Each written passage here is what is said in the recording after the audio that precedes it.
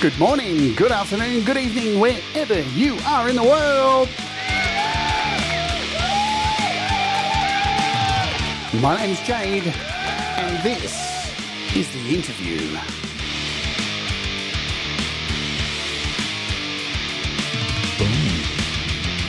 And today on the show we have one of the most incredible guitarists and musicians in the world, Peter Northcote. He's an absolute gun, and we're opening up with one of his songs called Slow Love. So let's Oge.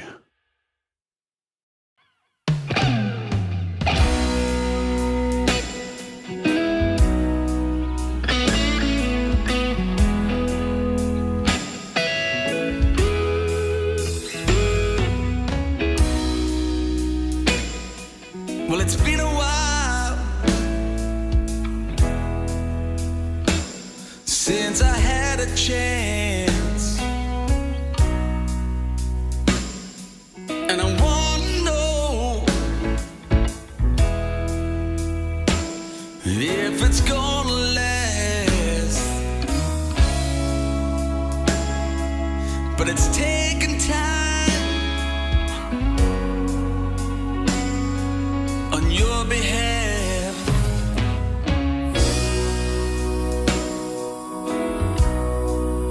Let's take it slow, my love.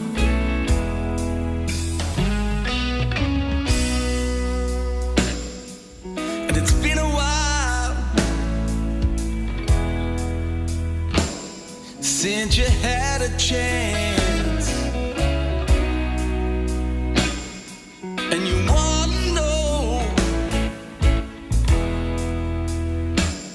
if it's gonna last. But you need some time to understand how you feel. And I know it's time, 'cause I understand it's for real.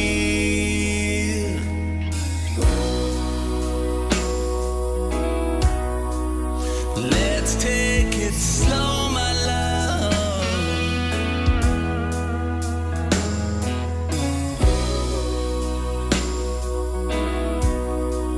And we'll make some slow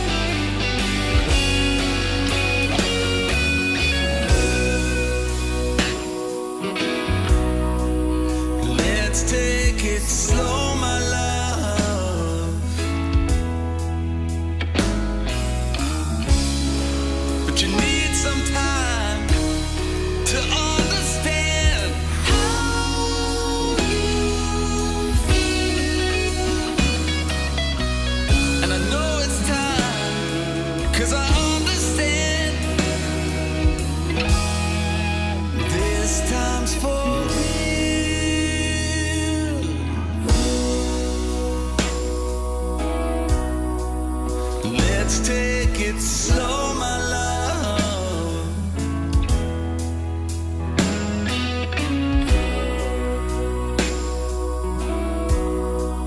And we'll make some slow love.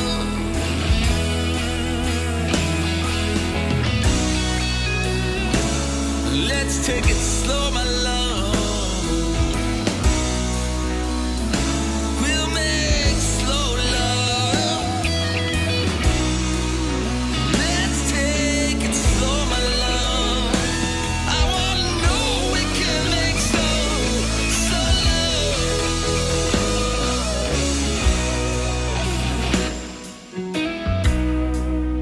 Let's take it slow, my love.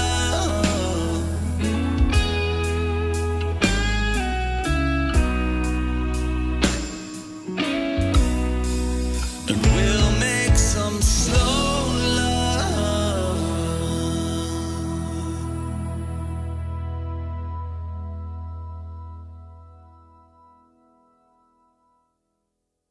Hi and welcome to the interview. My name is Jade and I'm excited for today, and I hope you are too, because we have a killer artist on the show that I'm so excited about. But first, as usual, we have to mention today's sponsor, which is DistroKid. Do you want to get your music out to streaming platforms and all of those places that you see other musicians have their music? I don't know, like Spotify, Apple, all the places. There's so many of them. Most of them you won't have even heard of.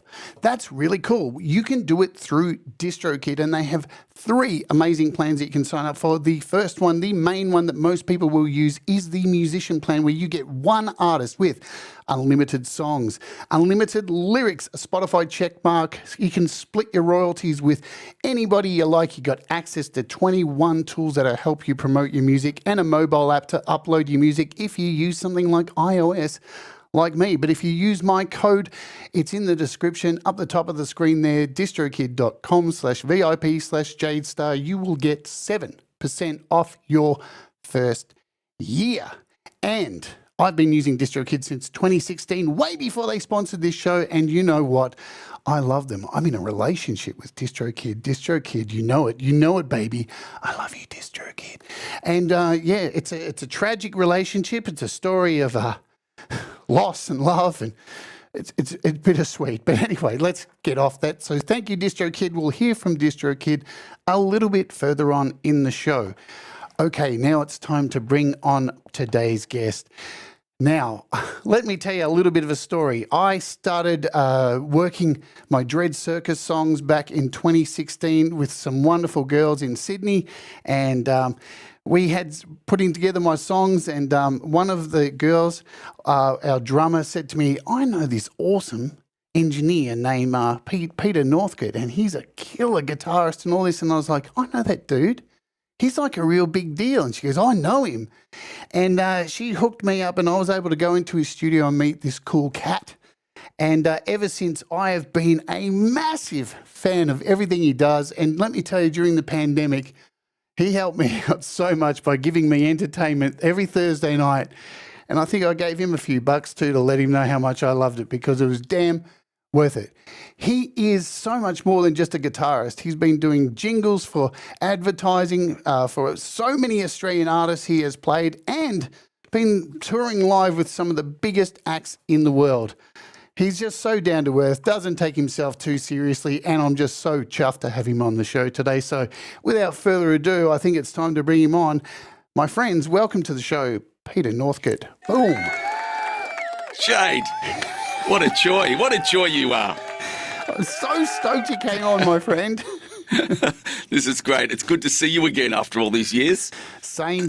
And, you know, it's been interesting because I got to meet you in person. You came to one of my gigs even, which I still go, oh, my God, you came to my gig.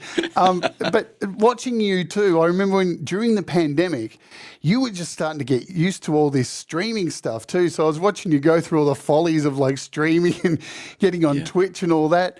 Yeah. How has that affected you, the change of moving from, you know, I know you're playing live again now, but how did that affect you as a musician during the pandemic, Pete?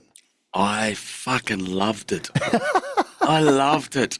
It was, I've said this many times, so people are not hearing anything new. But for me, I'm a busy guy, and I've always been a busy guy. But during the pandemic, I didn't ever. All the jobs went, like dominoes falling. Yeah. And I thought, well, I'm not going to sit around and wait for shit to happen, And I thought, well, I've got this room. I wonder if I can do some videos or some streaming or whatever. And then I thought, can I get a band in here? And I thought, every day I would wake up and go, well, I don't have to do anything. What would I like to do?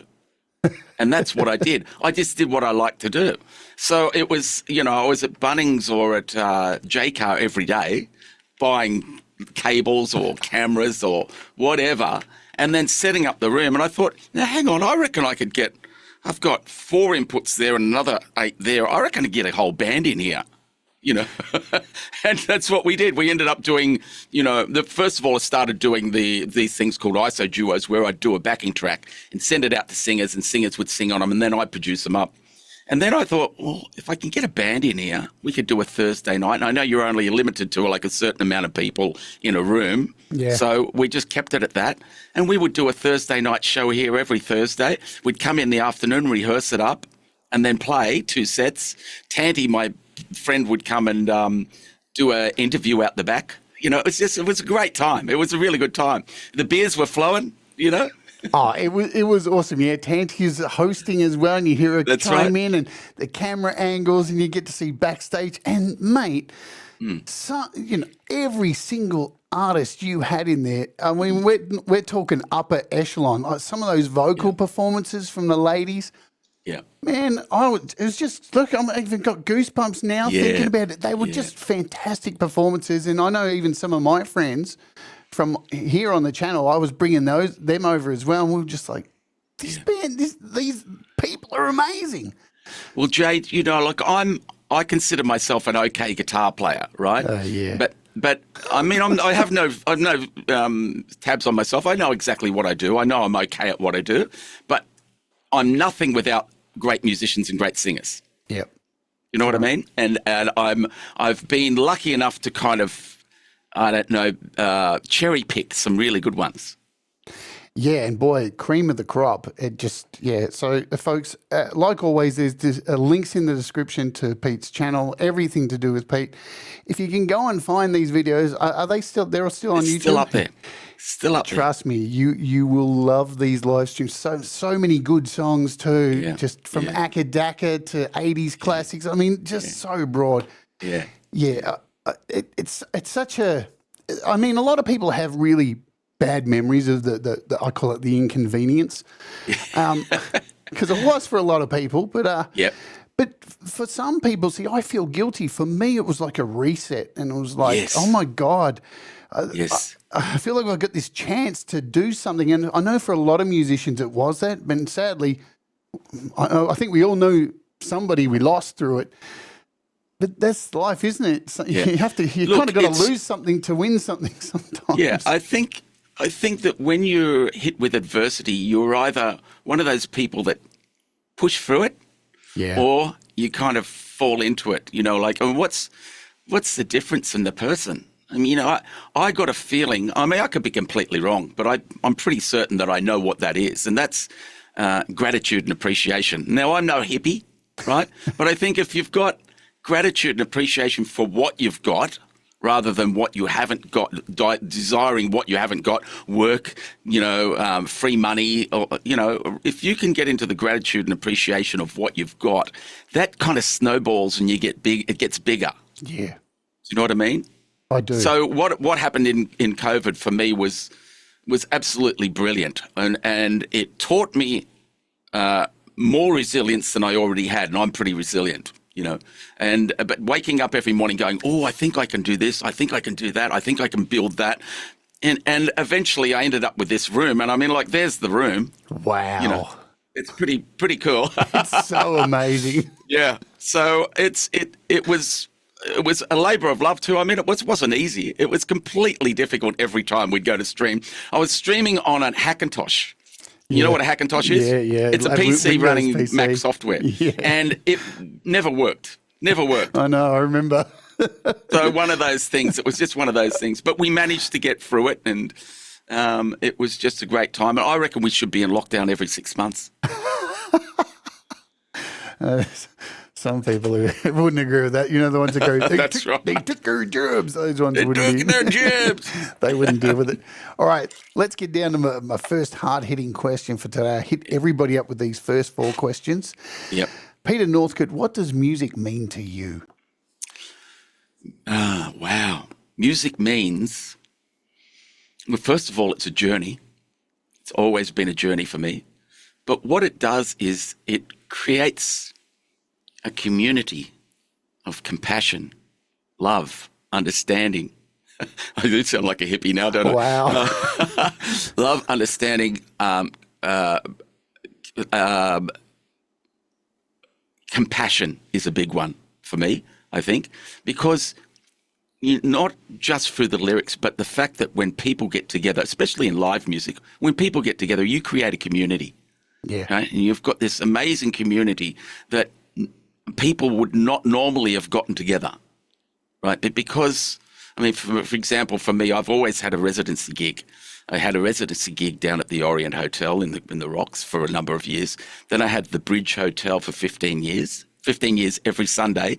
And the amount of days that I took off could be counted on one hand. Yep. Now I'm at a place called the Rambling Rascal in the city, and we've been there for 7 years. And it's my thing. But what's happened is we've got people coming from everywhere, and they all now know each other, right? And it is part of a community thing. I go and help. My partner runs. She works out at a very low socioeconomic area school, primary school, and we put on a music class there. And she doesn't pick the talented kids. It's got nothing to do with talent. She picks kids that have problems, whether that be financial, whether that be abuse, whether that be mental illness, whatever it is. And she gets them in the room. And the amazing thing about this community is that they all understand now what compassion, love, understanding, having respect for everybody. And what else is really fucking amazing is that out of every year that we've done it, these, I won't call them no-hopers because they're not no-hopers, but some teachers would call them no-hopers, right? Yeah, right. Some teachers go, I don't know what to do with these kids. I don't know what to do with them. She manages to do it. Every year we've had a school captain from that class. Wow. So it is, I can't actually put it into words what music is for me, but it does stuff that I love. But I think you're right. I think compassion goes a long way with everything. You know, if you know, you can have passion, but if you don't have compassion, wow, you know, it's the same with this show. Like I could sit up here every day. I started this channel to not just sit here and go, this is how you do stuff, because there's plenty of those wankers on YouTube. But our motto here is we all rise together. And the acronym is WARTS. We're all a bunch of warts. It's ugly, but it works. We don't know. We never know what people are going through. No. We never know what they're going through. And is it, you know, is that their life or is it just the day?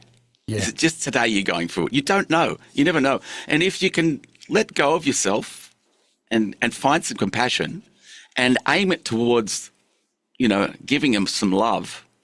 You know, again, I sound like a hippie. I'm not a hippie, but, you know, I'm not religious. I'm not a hippie. I'm not spiritual, but I know that that's the answer. Yeah. It sounds You know what good I'm to saying? me. Yeah, I hear you. Because we don't know what people are going through. We just don't. And it's, you know, it's really hard to put yourself into people's shoes as well, because, you know, it's same as like being trans. The whole world at the moment is blaming everything on trans people for some reason, right? They're the bane of everything. And, and I see so many trans people go, oh, we've got to like get it through to them. It's like, you're never going to, because you can never understand until you go through it. There's just no way to explain it. It's just how it is. Well, you know? see, another quality that's really important is acceptance. Yeah, wow. Right? Now, it's acceptance for the trans community, and it's acceptance from the trans community to understand that people are idiots and don't understand. It's got to work both ways, I guess, hasn't it? Everything is a two-way street, and you've got to come to some kind of compromise too. You have to. Well, the beauty about music is that it gives you that stuff. You know, I mean, I do study what I do and study people a lot. And I think that the wonderful thing about music and when you're playing music and how you feel when you're playing music is you are in the moment. Yeah. Like, you're right in the moment. You as soon as you shift out of that moment, you fuck up. Oh, I've got this solo coming up. Oh, you know, but when you're in the groove, you're in the moment, right? And I think that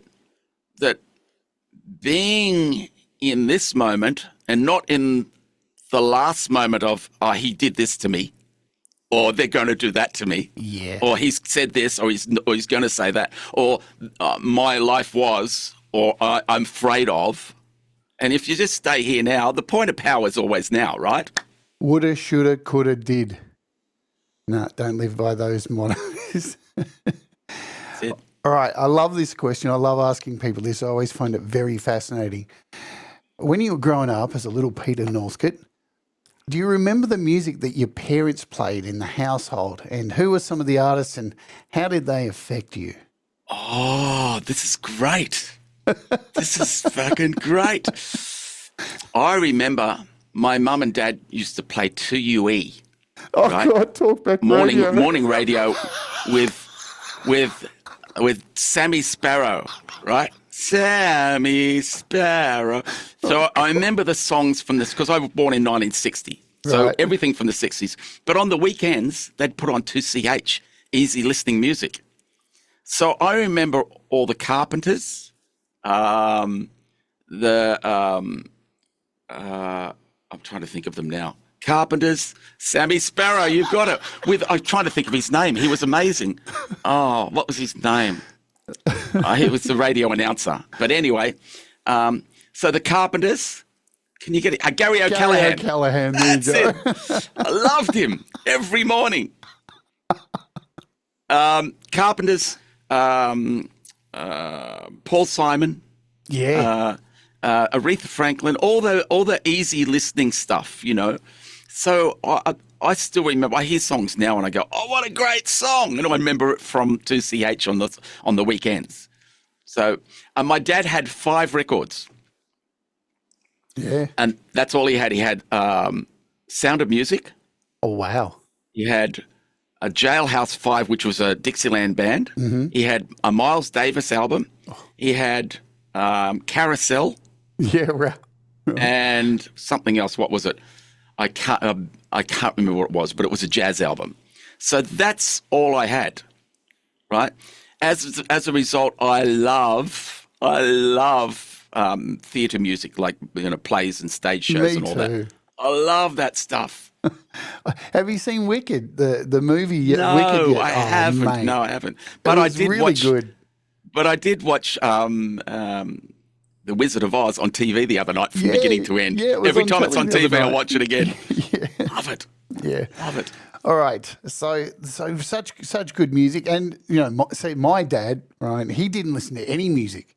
Right. He's a horse racing nut, so he constantly listened. So I grew up with Anna racing, Doonman racing, and I was just So I think that's why my dad hated the fact I was a musician, because he just didn't understand music. Is Dad still around? Yeah, I don't talk to him. Oh, right. He's probably listening to the races right now. Did you ever get into the races? No. Well, the funny thing is, Pete, our family owned horses. And, you know, we had horses for gymkhanas and stuff like that, which my mum and my sister and me were into. But Dad was all about betting, and we all looked at horse racing as such a cruel, horrible sport. Oh, yeah. And meanwhile, here's a man who's like investing money in this cruel, horrible sport, but at the same time has horses. Yeah. What? Yeah. I guess there's a disconnect there somewhere. He's a very stupid man. Let's just say that. So that's why we don't talk. That's great. That's great. Sometimes you just got to, like, you know, there's kids out there who whose parents cut them off. I actually cut him off. Yeah. Because it was like, dude, you're too toxic. You've always my whole life said, nah, you'll never make this music thing. It's like, even the day when I was playing in front of 70,000 people at Mardi Gras, you're like, you'll never make it in that. It's like, dude, I am. It's interesting you say that, Jade, because the same thing happened to me. Right. My parents never really got, I mean, my mum did. She knew that I was going to be a musician. She just, she was great. She would always, I'd go out into the kitchen and say, Mum, look what I've gotten together. And she'd go, that's great, darling. Get back in there and practice it up. Good on you. And my old man, the nighttime, my old man would turn that bloody noise down, And when I was about 15, I could see that he wasn't getting it at all. I ran away from home and I wasn't allowed to take anything. But I understand. Look, my parents were great. Don't get me wrong. They really understand. But towards my teenage years, Dad became a bit of an alcoholic, and he wasn't happy. He wasn't happy. And me being in the mix was making it more unhappy. So I got out. So I was out at 15, 16 years old. I was out and doing my own thing. And I didn't speak to him for the first 6 months. My mum for the first 3 months. But we finally got back together. And then it was one day, and I must have been in my mid-20s, and I was playing with Richard Clapton. And I used to go around there on a Sunday and have soup or whatever. And he said, how much money are you making? And in those days, I was making a lot of money. Yeah. I think it was around about $750 a week, right? Wow. He was making $600. And he said to me, have you got your guitar with you? And I said, it's in the car. He said, go and get it. Oh. So I went. He said, well, go on, show me what you do. And I did. It was really weird. It was weird that I had to show him what I do. And he kind of, from that day on, he kind of got it. Right. And he accepted it and understood that that's what I was going to do. But it took a long time for him to get to that, And so as a result, for me, there's a part of me that goes, you can do anything, Peter, you can do anything. And there's another part of me that goes, turn that bloody noise down. They do. They leave a mark on you that's really hard to shake. That's why I had to make the phone call and say, look, mate, got to cut you off. See you later. Yeah. And it's been the best for me, and it's probably better for him too, because absolutely, he's not always like, he's come back to me no matter what. Even if I rang to say, you wouldn't believe it, I just played a gig in front of like 8,000 people. And he'd respond with, I've got no money for you. I'm like, I'm not asking for money, mate. Well, that's what they think. I mean, I don't know. I don't have children. It's the best thing. It's the best thing. But I can imagine that if you had a child, you would want them to be financially well off, right? And that was the problem with my dad. He just thought, no, you've got to get a job. You've got to have backup. You've got to get a trade. You've got to do something. This music's not going to work. Yeah. And same with your dad. They're kind of going, nobody makes money out of music. What are you talking about? Get a job. The last thing I said to him, I think, was, this is so cruel, was, listen, mate, I've played around the world. I've changed gender even, and you're still what was listed on my birth certificate for an employment. You're still a store assistant, and you're 50. See you later. And I think that was probably the worst thing. I think out of all the swearing and all the stuff, that was probably he probably dwells on that now. So do you ever see the relationship getting to a place of acceptance? No, but never.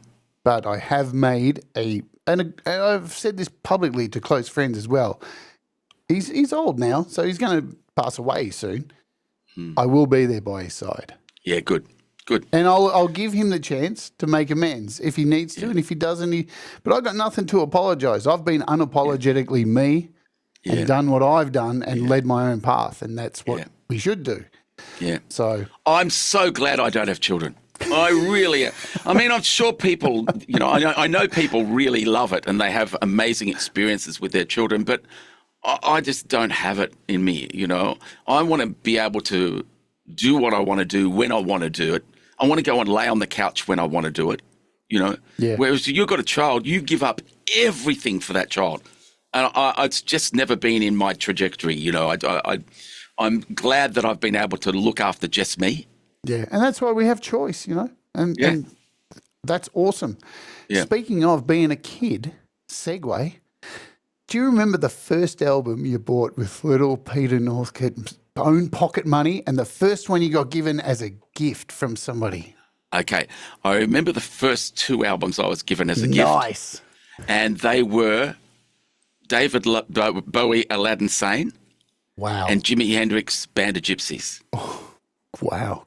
Right? Good albums. I remember those, and they were because my brother was getting into music. You know, he was listening to Led Zeppelin, Deep Purple, and Pink Floyd, and all that sort of stuff. So I was kind of off the back of him, and then he started to get into Yes. Uh-oh. And I was going, "What's this shit?" You know. And then after him playing it more and more, you know, and smoking more dope, I started to realize, well, there's something in this, right? And I really got to understand where they were coming from. So I think the first album that I bought was a Yes album, and it was, this is a cracker. I bought Relayer, which was probably their 1, 2, 3, 4, 5, fifth album. That's down the line, yeah. Right, down the line. So it was, and I hadn't heard it before, but I was getting into the albums all before that because my brother had them. Remember, in those days, we'd take records to school and swap them. Yeah, right? I remember. But the Relayer. Now, I bought Relayer. I played it, hated it. Right. Took it back to the Ashwood store, the secondhand music store, record store in the city down in Pitt Street, and got something else. And then I started to get more into Yes, and I went, I better go and get it again, get another one. So I bought another one. They were, $5 or $6 or something back then. Those are the days of secondhand brashes. But these were secondhand stores in Ashwoods. That's it, you got it. Yeah. And so it took me 3 times I took the album back and just swapped it until the third one I got it. Wow. And then I got it, and then I got it, and then I got it, and then I played it to death. And then I've had to buy another one because I wore it out. And it became, if I had a Desert Island album, that would be it. There's my question. Well, that's it right there. I normally ask at the end, if you were stuck on an island and you didn't have a volleyball named Nelson, but you could only take one album, what would it be? And that's it. Yeah. Nice. And that was probably the first album that I bought. It makes sense, Yeah. Mine. I was really infected by what my brother was playing, like he was really listening to some wacky stuff, from Pink Floyd to some of the wackier things like, I don't know, electronic prog rock. I'm trying to think of the bands. Anyway, King Crimson, all those sort of things. But yeah, it was really, and that stuff really got my head spinning. And, because I grew up listening to the Carpenters. Yeah. So, woo, culture shock. Yeah. My first album I bought was Kiss Unmasked. Oh, yeah. And the first album somebody bought for me, unfortunately, this is my dad, right, who was like, had caught me as a youngster dressed up in girls' clothes and said he'd beat it out of me. If you do that again, I'm going to beat you up. The irony is he'd seen I'd got into metal, so he thought, I'll buy a metal album. Look what the cat dragged in by Poison. And on the front cover, they all look like fucking women. Women, exactly. The hair and makeup. Are you encouraging me? What is the deal? Anyway. Wow. Let's play a track. We're going to play the second track and then we'll come back. We're going to play I'm Falling. Now, I used to ask people what the songs are about, but I don't do it anymore because of the factor of this. Some people have preconceived ideas and they love a song and go, that's what it means to me. And then you have an artist on who says, no, it means this. And you totally fuck somebody's mind up. I love that you do that. I love that you do that because this hits me all the time. People come up to me, like, I've got a song called What You Gonna Do? And it's about, I can tell you this one because you're not going to play it, but it's about, I heard on the radio many years ago that they were going to allow shooting in national parks. All right. Right? And so I wrote this song. It's very sarcastic about, what you're going to do with that gun, your pop gun hero. Who are you going to kill for fun? Well, that's not human. Maybe you should be number one and you could make a trophy out of you, right? But I've had people come up and go, I love that song. I know what you're talking about too. And they'll explain it. It's something completely different. I love it. And so I love that you're doing that. You got to let people have that. Let them have it. Because we're increasingly in a world, Peter, where they're taking everything away from us. You don't own music anymore. We don't own DVDs anymore. We don't even own software anymore. It's all subscription. So you got to let people clutch on to every little scary they can. I love it, Jade. I love it. Go, I love it. So here it is. We're playing I'm Falling. Let's play out. This is I'm Falling. Let's Oge.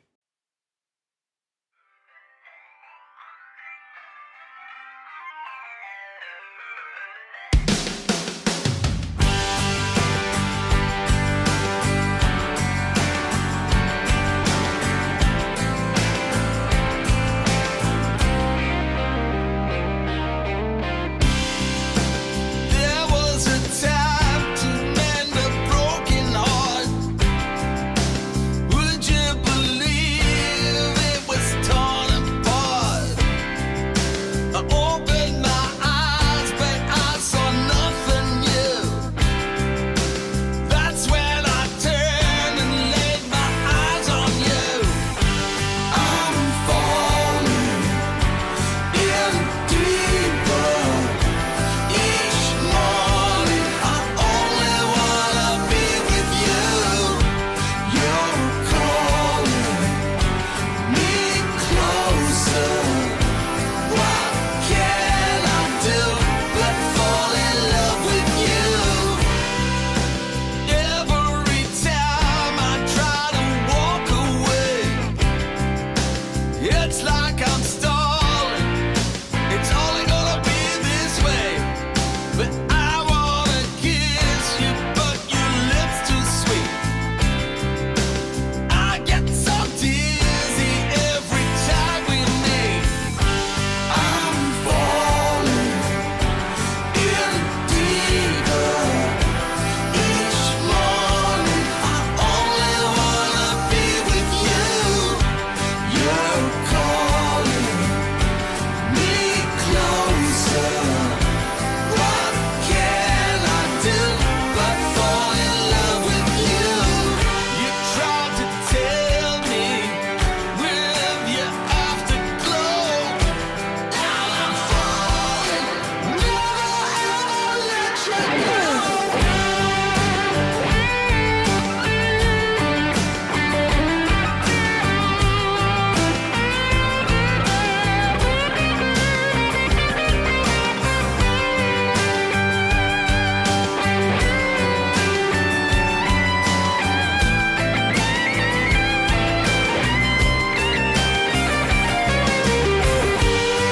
I'm falling in deeper. Each morning I only wanna be with you. You're calling me closer. What can I do but fall in love with you? What can I do but fall in love with you?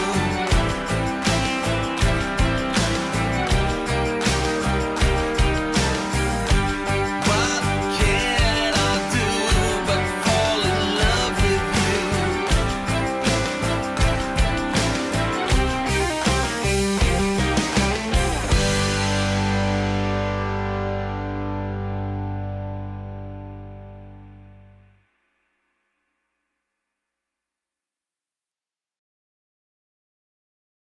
And that was I'm Falling from our guest today, Peter Northcote.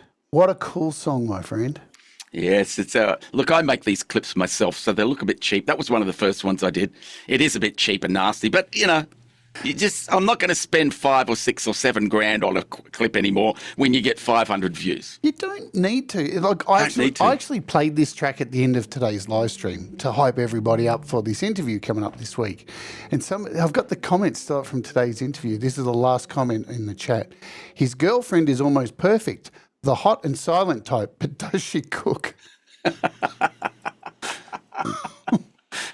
Well, I've got to tell you about Sophie. Right. Sophie's She's got a name. Sophie is a mate of mine's. He went to a factory of his. He's got a friend who owns a factory, and he saw this lump of rubber with eyes and makeup and everything.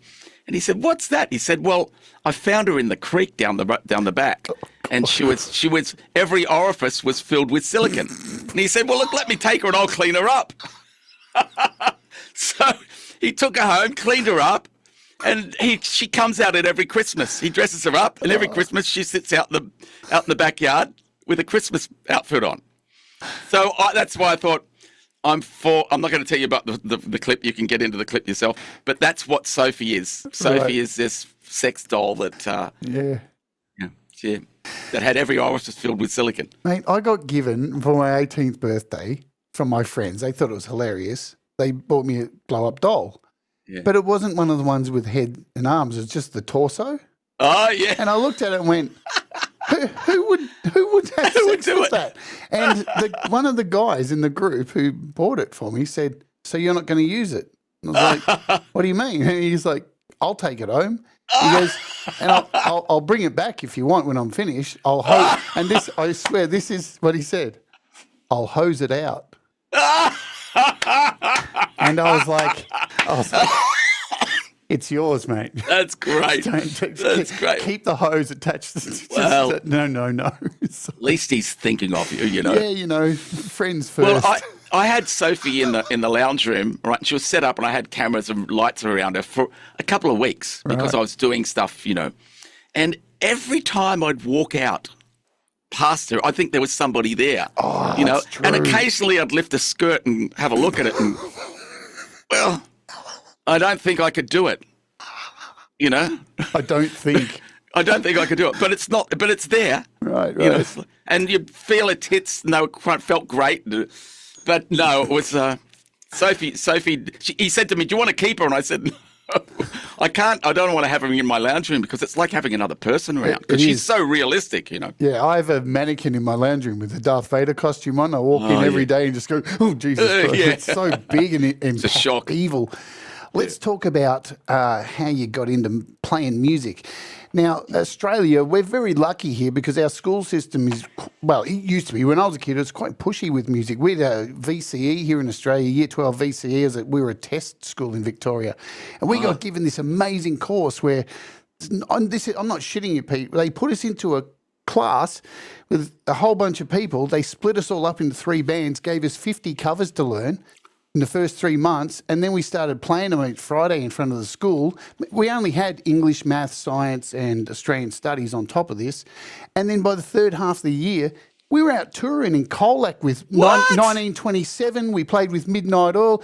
What? It was the greatest school year of my fucking life. What? So what year were you in? Year 12. Wow. Yeah, and then when we finished, we ended up calling it, well, our name was The Lost Seamen. We won the Oz Music Cover Band of the Year. So we actually started gigging after that. It was fucking cool. But the point is, did you have that kind of thing at school? Were you from early age? And did you get forced to learn the recorder?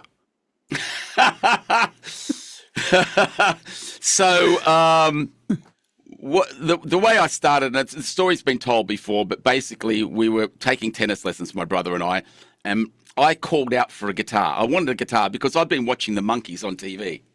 Right? And I wanted to be Peter Tork. Wow. And so they bought us a guitar each, $20 guitar, and we took 6 months of lessons. If you're going to do it, you're going to have 6 months of lessons from a guy up the road.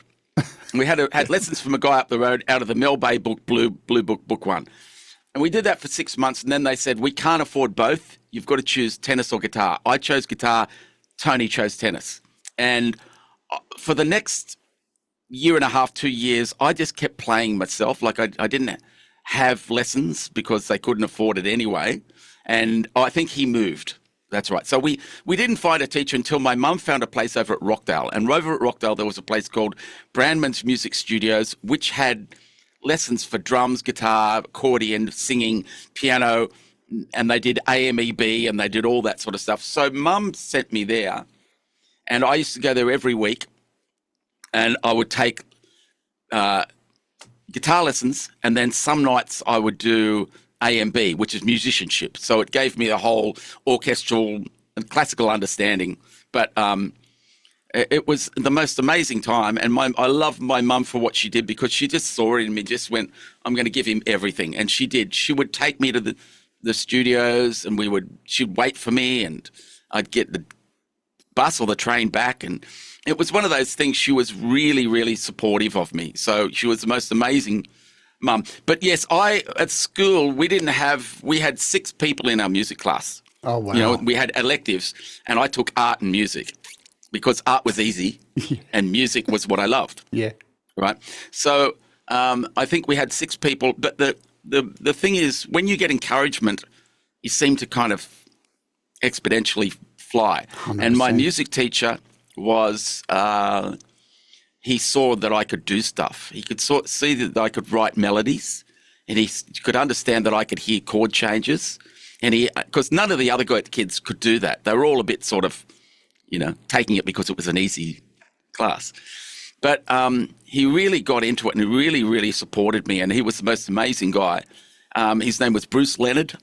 He's probably gone now. I did try and get to see him many years later, and I did meet him at an old school that he was working at. But he was one of those guys that when you get that support, it just keeps you going. Yeah. But at the Brammer's Music Studios, I eventually got to a teacher called Vince Lombardo, who's still doing gigs today. He is an absolute legend, and he introduced me into rock music.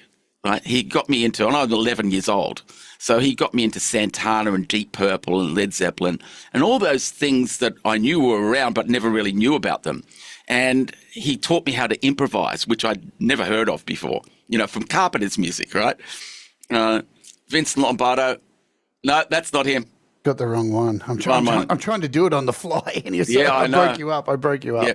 No, it's not him. But anyway, Vince is still around doing stuff. But he was an absolutely incredible inspiration to me because he got me away from just playing songs into improvising rock music. Right. And that's where it all opened up. But school, I was playing in cover bands, you know, doing all that sort of stuff. It was fun. It was really good. And then I was also, from the music school, Brammer's Music School, there was the son of the woman and the husband that owned the place. His name was John Brandman. And him and his girlfriend had a wedding band. She played keyboards, he played drums. And they said, would you like to come and play bass in the band? And I went, yeah. So 14, 15, I was doing wedding receptions and learning all these, you know, popular tunes and some jazz tunes for the dinner set and everything. So it was fantastic. And occasionally I'd bring my guitar along and I could play, you know, some guitar and she'd play the left-hand bass sort of thing. But yeah, it was very musical. My upbringing was very musical. And I'm really grateful for what my mum did for me. It was amazing. So I'm assuming this love of music how did you fall into like becoming a session musician? Because I know it's interesting. Some musicians just could never be a session musician. I've always dreamed of being a session musician because you don't have to be married to the same cunts for the same amount of time and have to deal with all their shit. That's it. You just walk in, do your thing and get the hell out of there. That's it. Look, I got into it because I was playing in so many cover bands. Right. Cover bands, I recommend that for everybody. Excuse my monkey boy here. I reckon cover bands are the answer to everything because you've got to learn a whole bunch of different styles, True. Right? Yeah. You've got to learn a bunch of different things all the time. From there, I started working with touring bands and you have to learn their music. So once I started doing that, I realized that I could do anything and other people would see me and go, have you ever done a session before? No. And then I contacted a guy called Jim Kelly, who is the most amazing guitar player I've ever met. He's absolutely a genius. And I used to go and see him play. And I used to go and see Tommy Emmanuel, all those guys, right? They were all my heroes. And I would see them underage. I'd sneak into places and go and see them. Anyway, I asked Jim, I'd help him out with his amplifier and stuff, if I could come to a session. He said, sure. And the first session I went to was a 36-piece orchestra. It was up at EMI, up at Castlereagh Street. 2 guitar players, percussion, drums, 8 horns, strings, all that sort of stuff. And it was the most fascinating thing I've ever seen. And I thought, I want to do this. I reckon I could do it. I've got to get better at reading. I've got to get better at, you know, hearing. And that's what I did. I got really good at it, and then the more you do it, the better you become at it. And so my first session I did for Les Gock, who was the guitar player from Hush, and he's kept me working for decades, and he's been an amazing support for whatever I've done. But I remember the first session that I did where I woke up at 6 o'clock in the morning for a 10 o'clock session, practiced and scales and did all that sort of. Got there like an hour early, set up, practice. And then the chart came out and it was chop, chop, chop, chop, chop. No, thank you very much. Goodbye. Well, this is too easy. Yeah. Of course they weren't all like that, but it became word of mouth and I just kept doing it. And I think as you do it, you become better at it and you understand what the producer wants and what they think they want. They don't really know how a guitar sounds or what it does, and they would write out parts and I'd go, look, I can play this if you want, but if you want me to be a guitar player, I reckon you should do this. Yep. And they'd go, I love you, Peter. I'm going to get you for the next one because you have your own ideas that make it sound like a guitar, not what I'm trying to write out. Yeah, I think being bold and, stating it, you've hired me, this is my craft. And I don't think that it doesn't come off as arrogant or cocky or anything like that. No. It shows that you care about what you do. Absolutely. And have you ever done any sessions? I have, yeah. Yeah. I've done a bunch of vocal session work. I used to teach vocals. I really struggled teaching vocals because I had such a different approach to everybody else, and it scared a lot of people. Because I made them look at themselves, and I would, at the lessons, I'd sit there and go, "How much sleep are you getting?" And they'd be like, "What are you eating?" And they're like, "Oh, I don't understand what you're doing." It's like I'm trying to get through to you that you are the instrument. Yeah. So we can sit here and go over scales forever, but if you're like going to bed at 3 a.m. and eating McDonald's every fucking day, it's not going to work. You're going to sound like shit. Yeah. And people got scared by it. And even I think one of the first things I used to teach kids, they come along, they all want to sing Justin Bieber. They all have an idea of what they want to do. And I would say, all right, here's your first song that I want you to take away and I want you to learn. This is called Georgia on My Mind. And they go, oh, fuck, I've never heard what this song is. I'll tell you. And I'd say, I want you to learn this because it has every note in the scale. And we need to find what you can do. And a lot of them wouldn't come back. they hear it, they'd be Georgia, and they're like, what the fuck is this? So it was really tough. Yeah. That teaching's hard. I mean, I've got a mate of mine who is an absolute amazing teacher. It's in him. He knows how to do it. I don't know how to do it. Right. I thought I did, and I tried it for a while, but I hated it. I hated showing somebody something one week and telling them to come back and show me whether they've got it together. And they never got it together. Yeah. I go, well, I don't know how to build up from there. Yeah, homework, they don't do it. That's the hardest thing. And you got to try and, you got to try and trick. It's a lot of psychology, really. Well, that's right. And my mate has the perfect psychology. He goes, I'm going to give you this little bit. Yeah. Take it away. Come back and we'll build on that next week. And he doesn't. Whereas me, I go, oh, these are your problems. So you've got to do this, and this. There you go. Yeah.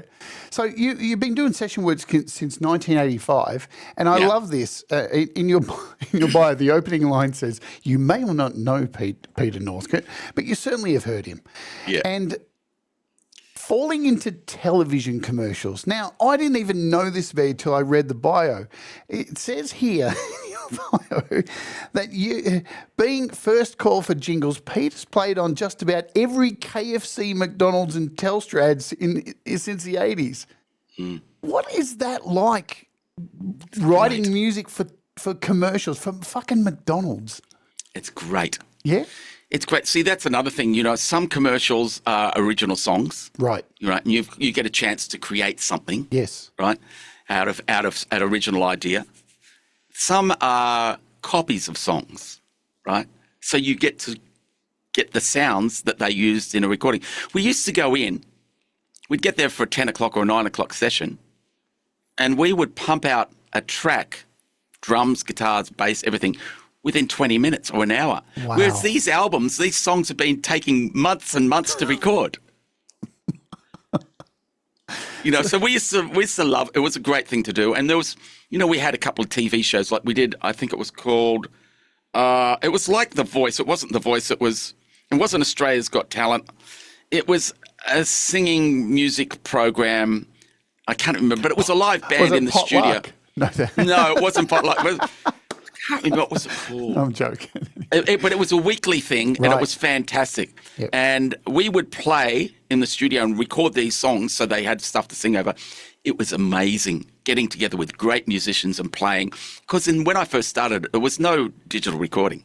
Yeah. It was all tape recording. So, and it was every day. I was doing sometimes 3 to 5, sometimes one day I did 10 sessions. Wow. So I got to the stage where I had a full-time employee, and he would lug my gear I had sets of gear. He would lug one set to one studio. I'd roll up there and play the session while he'd take my other gear to another studio.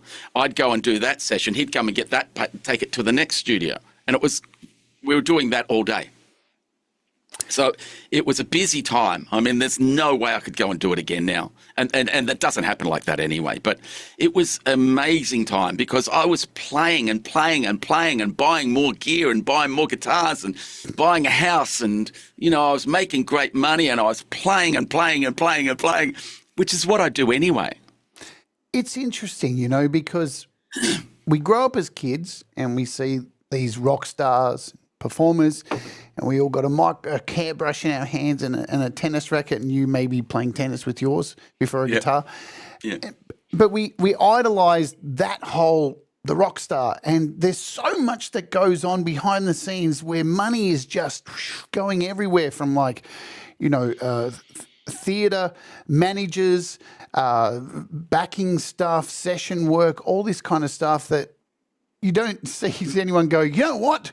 I want to aspire to be the backing vocalist of a TV show that I never get any credit for. Even like Mariah Carey and all these artists who have songwriters for them. You forget that all this goes on. It is really the backbone of the music industry. Without it, we wouldn't have a lot of music, I feel kind of sorry for a lot of people that had success early. Right. Because they're always trying to get back to that and past it. Yep. You know what I mean? And they never really get to play music. I also feel sorry for people like, I shouldn't say these names. I'm not going to say the names, but people that have been doing it and they're still doing it, they get on stage, they play the same 5 songs every night, every festival, same songs over and over again. Dun, dun, dun, dun, dun, dun, dun, dun, dun.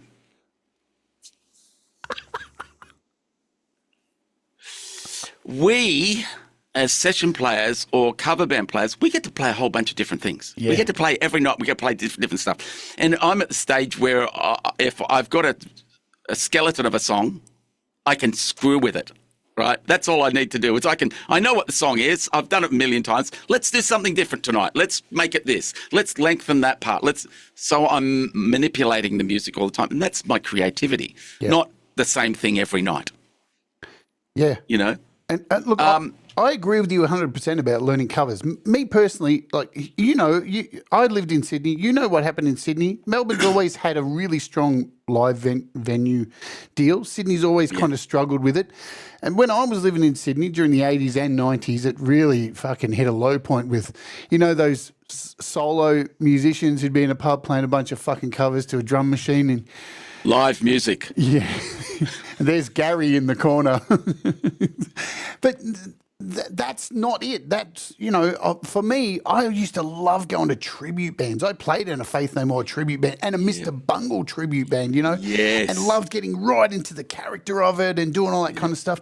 And like when I see you play with some of the artists you play with and do these covers, you can't even tell. It's like, it's so fucking good. It sounds, Look, Jade, they're only songs, right? They're only songs. True. They're just songs. People say, I just want to play original music. Yeah, but they're only songs too, right? They're only songs, right? It's what you do with them, It's chicken. Yeah, but it's what you do with it, love. Chicken. You know tonight. what I mean? Music is malleable, and that's what I love about it. And I love all the stuff I do. Yeah. So So, are you still writing music for TV jingles? Just doing it a little bit, or not nowhere near as much? Or? Very rarely. Very rarely. Very rarely. I do. I don't write so much for TV. Occasionally, you get somebody calling you up to do something, but music's not that anymore. Music's dead. Music on TV and commercials is wallpaper, and I can download it for free. Right? True. It's royalty free. I don't get to do that. People do send me tracks, and I do play on them, and but a lot of the things, like you'll hear da da da da da da da. It's just me from 20 years ago that they just put on the end of everything, right? Da da ba ba dum. Then the ukulele da da ba ba dum. That would have been done 10 years ago, and it's still using it. Yeah, right. So when you find something good that resonates, you gotta stick with it. That's right. I wish I was getting royalties for it, but fucking like Steve Lucas has said about the yacht rock. He says, "Where's my fucking yacht?" Before I play your song, I just want to get your opinion briefly. What's your take on the TV shows like Australian Idol and The Voice? I used to work for Beyond Television Productions, which is a part of Endemol, and so we used to do the phone calls coming in for Big Brother and all that kind of stuff. Right. I have very strong opinions of it. I know you've been involved in it, like making music. And the one thing that I just want to say, the one thing that concerns me about some of those shows is they spend the whole season saying to the artists, but we're not seeing you. And then by the end, the ones who are still there finally come out and you see it. And then the prize is, here's an album written by somebody else.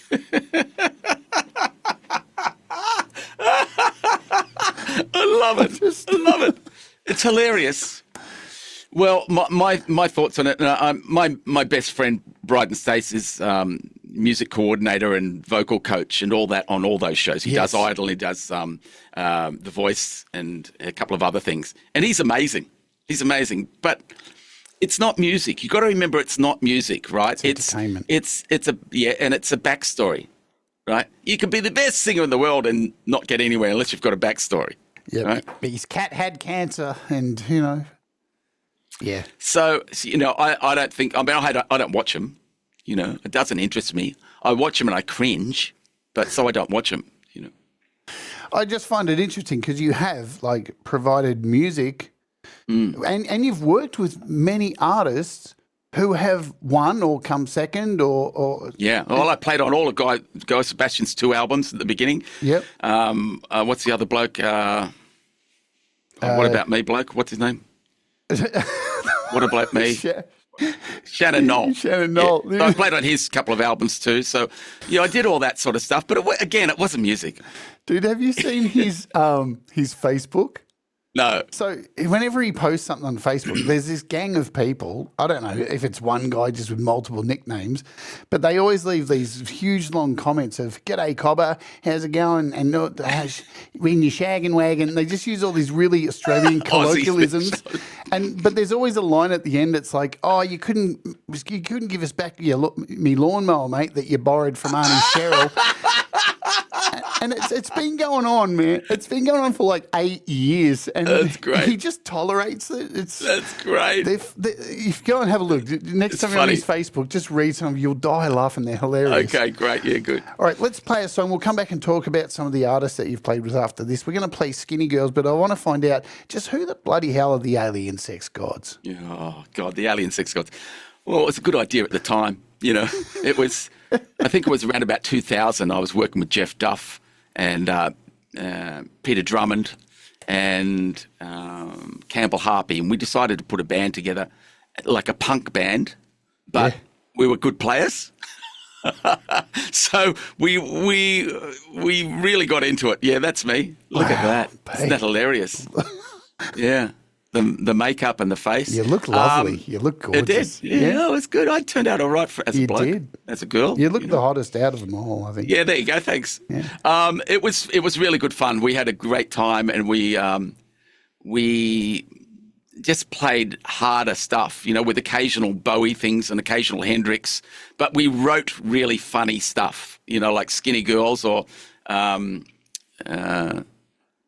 vampires, talked about vampires or aliens, and it was good fun. Yeah, it's a great song. I hadn't seen it for ages, and Yeah. I watched it again today. And I'm like, oh man, they don't do music like this anymore, do they? We did that at the Oxford Tavern. Wow, in there's a name. Petersham, I think it is, and that was a strip joint. So that's the edited version, Right, right? It was a lot worse. right. Girls on. We film just went, type. we don't care. We want to do it as hard as possible. And so we had lots of nudity and the girls were fantastic. But yeah, that's where that was done. It's funny. A lot of my viewers are from overseas, so I think they are quite in shock when they realise that the sex industry here is legal. Oh, You know, so Yeah. that kind of stuff's okay here. most of my gigs were up in King's Cross, so I, know all about that. That's where I grew up. Yeah, same. I used to busk there, and There you go. They'd come down while you're busking and go, "When do you finish your set? You want to come up and see some girls, mate?" Yeah. Fuck no, dude. I've only got $30. Yeah, that's right. That's one beer. Are you kidding me? All right, let's play it. This is Skinny Girls by the Alien Sex Gods. Soge.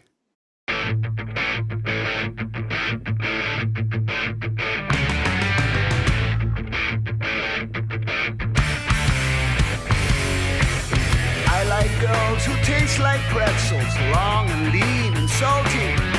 I like girls with lucky legs, skinny girl, mingy girl. In a word, I like girls with skinny bits, skinny hips, the skinny dips.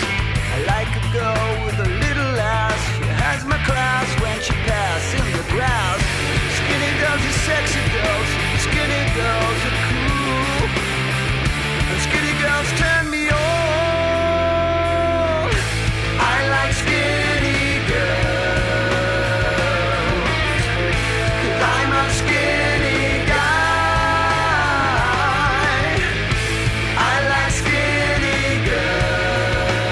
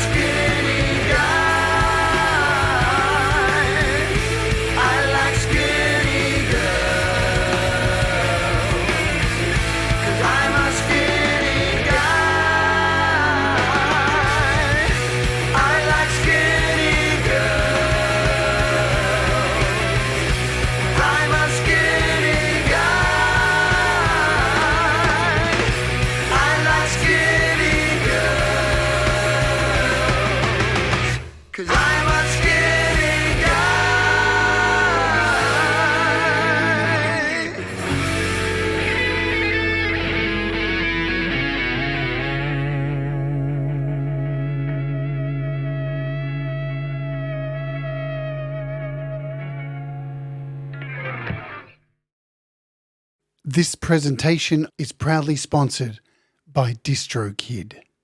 Introducing DistroKid, your ultimate music distribution solution.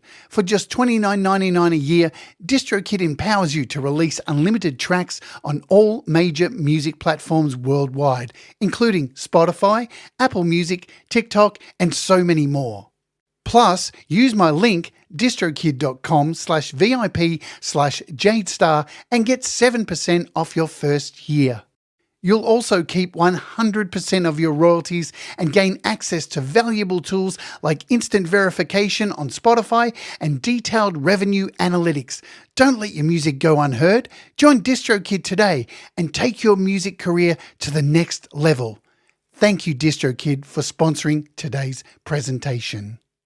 And that was Skinny Girls by Pete Northcote. And you just heard from our amazing sponsor, DistroKid. And I want to thank DistroKid for your continued support here on the channel. I really couldn't do it without you, and you know the deal. I love you, DistroKid. God, I'll get that eyebrow thing down at some stage. Let's welcome our guest back. That's really good. That's really good. Oh, I'm expecting they're going to drop me soon from the sponsorship for my weird pretend relationship I'm having with them. I love it. I love it. Very good. So listen, mate, you have not only recorded for some incredible artists, like Australian artists. I'm just going to rattle off some names here and do some name dropping for you. Anthony Kalia, you've worked on Australian Idol cast albums, Bob Down, Daryl Braithwaite, Doc Neeson. Wow, you were in Dragon. 6.5 years. Yeah, just amazing. What was that, from late 89 to 90? Late 80s to 90 something. Yeah. Something like that. Well, Yeah. Who remembers those times? Yeah, that's right. Grace Knight, Guy Sebastian, High Five. You worked with High Five. I did every one of their albums. Fuck me, that is so cool. Human Nature, Jenny Morris, Jimmy Barnes, Julie Anthony, Marsha Hines. Oh, God, she's amazing. Margaret Ulrich, Mark Hunter, Neil Murray, Paul Kelly, Shannon Knoll, Sharon O'Neill, Simon Phillips, Yothu Indy. And that's just a slither. Mm. Just incredible. Again, like you said in your bio there, a lot of these people wouldn't even know unless they, who has album covers to read things anymore? Yeah. It's all just streaming. But also, you've played with a whole gaggle, for choice of a better word, of amazing artists, big-time artists. Who are some of those? I'm just going to say Elton John. What the? Who are some of these artists? And how do you get involved in something like that? Well, basically, they were on the back of tours, right? So we would tour. We toured with Elton John in Australia and New Zealand, and he was absolutely amazing. He's just such a cool dude. I toured with Cher and never met her. 2.5 weeks, never met her. So I was back. I was with a band, and we were touring with them. Right. Okay. So I never actually played with Elton. I know it's kind of deceiving, but no, I never played with Elton. But it was an amazing experience to be on the same tour, because you'd hang out with their band, and you hang out with people, and you go out to dinner, and you'd have dinner in the theatre or in the back room, the green room. So it was a really wide experience, with all those people. I got to tell you, I told you that I wanted a guitar because I saw the Monkees and wanted to play like Peter Tork. In 1990, I toured with the Monkees in Australia and New Zealand in the band, which was like the full circle. There I am. That's why I've done it. Yeah. It was quite amazing. But, again, those, I look back at it now and I go, yeah, it was a good experience, but they weren't great musical experiences. Yeah. You know what I mean? You're performing. So you've got to get on stage and you've got to perform playing those same 12 songs. Yep. And I was never kind of comfortable with performing. I just wanted to play. I just wanted to play and create on this. This was it. My vision was there, not out there. You know what I mean? So some of the performers that I played with weren't really great musicians. They were great performers. So it was always a struggle for me because I was the opposite, right? Trying to be a player and not a performer. And that's when, when I'd be off tours, I'd go and play at the basement or one of those venues, and that would give me the ability to play. Yep. And I used to play with some amazing players down there, and they were better musical experiences. So as much as I use that on my bio as those people were really, great to play with, they weren't the best musical experiences. And I hate to say that about them because they're beautiful, lovely people, But that's true of a lot of things too. I mean, for anyone who's ever performed live and got, those dreams, you get a gig and it's like, oh, this gig's going to be, it turns out to be a bag of shit. Yeah, like, bag of shit. I never do New Year's Eve gigs anymore. It's just because it's amateurs night. Everybody comes out to go, I'm a big drinker. It's like, no, you're fucking not. Stay home. Yeah. And it's interesting with the music industry here in Australia because I've mostly come from the metal scene. So and I've got to play with a whole bunch of big metal acts who most people would never have heard of. But it was always a few bands who got selected to open, and you really had to know somebody to get on these kind of tours here in Australia. Yeah. Has the music industry, from your standpoint, in Australia changed largely, or is it still relatively the same since you've been involved in it? Well, I think it's changed for me, but I think it's the same. I don't think it's that different. No, I really don't. I think, how can I put this? I mean, there's no session work anymore. Right. There's not like session work. People have rebranded session work, right? Session work for me when I was growing up was going to a studio and playing a session, right? Yeah. Not getting into a band and being the guitar player for a couple of weeks. Yeah, right. Right. That wasn't session playing. That was just getting on a tour. So session playing is non-existent anymore. I'm sure there are people doing it, but they're doing it for TV shows. Yep. Right. But they're not doing what I was doing, which was jingles and albums and stuff like that. I mean, I got to work with Anthony Warlow, which was like me, a rock guitar player playing with one of the best classical singers. But the producer liked what I did because I brought something different to it. You don't get that anymore. There's none of that anymore. As far as being on tours and I mean, all right, let's localize it. I don't think there are less places to play. I think there are the same amount of places to play. I think we have worse bands.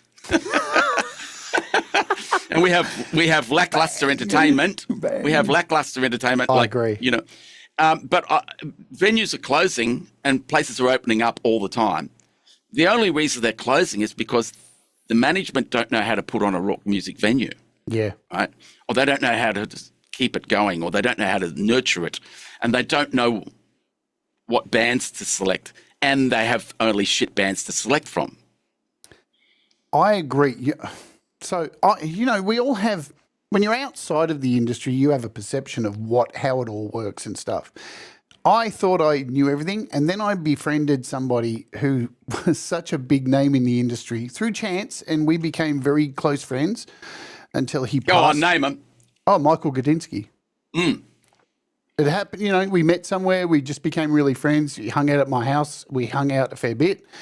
And what I learnt from him, more than anything, apart from having cigars and drinking a bit and whatever, and some debaucherous nights, was the way he operated in finding artists. It was not what you expected. It came from a select group of close friends who went out and saw gigs and had a taste for fucking what had potential to be interesting. Not sitting there as an AR person waiting for people to send things, having an ear on the ground to people who went out and listened to fucking music. Yeah. And he'd roll up my house sometimes with a fucking CD in his back pocket, not even in a case, just in his pocket, and go, I've got this fucking CD from some fucking band from fucking WA. Let's fucking put this in and have a look. They're not too fucking bad. Yeah. I'd be like, where did you find this, man? And he's like, well, this is the way it works. Yeah. It's not what you perceive. It's not even like who you know. It's these people the people that are at the ESPY every weekend who actually going out and watching music. Yeah. You meet them and they discover things for you. Yeah. I miss him a lot, man. I miss him so much. We became really good friends. Yeah, right. Well, that's interesting, yeah. it's you know, you got to remember. I don't want to harp on this because it's so well known that music is a completely different thing from when I was growing up. We had 4 channels of TV, and there was, you know, and we had 1 music show or 2 music shows. Countdown. You know, and we didn't have devices, so now my entertainment's on here. If it's not on here, if I can't get it now, I don't care about it. Right? I don't want to go and buy a piece of plastic and have to buy a machine to put the plastic in, and only, you know, it's too slow for me now, right? So I have no qualms about, you know, people say, oh, you've got to buy CDs, I'm like, fuck that. No. I'm not going to support that. That's over, man. Get moving. You know, I know it's difficult now with Spotify, and I know it's difficult with being a musician. I'd hate to be a musician beginning nowadays. I'd really hate that. It would be just too awkward. But I think that it's the same as it was back then because only a few got through, right? Yeah. Now I think only a few get through. Yeah, it's true. So it's very much the same. It's just a different medium of how to get through. I struggle listening to new music, basically because I don't hear great songs. I hear a great singer or I hear a great bridge that substitutes as a verse and a chorus.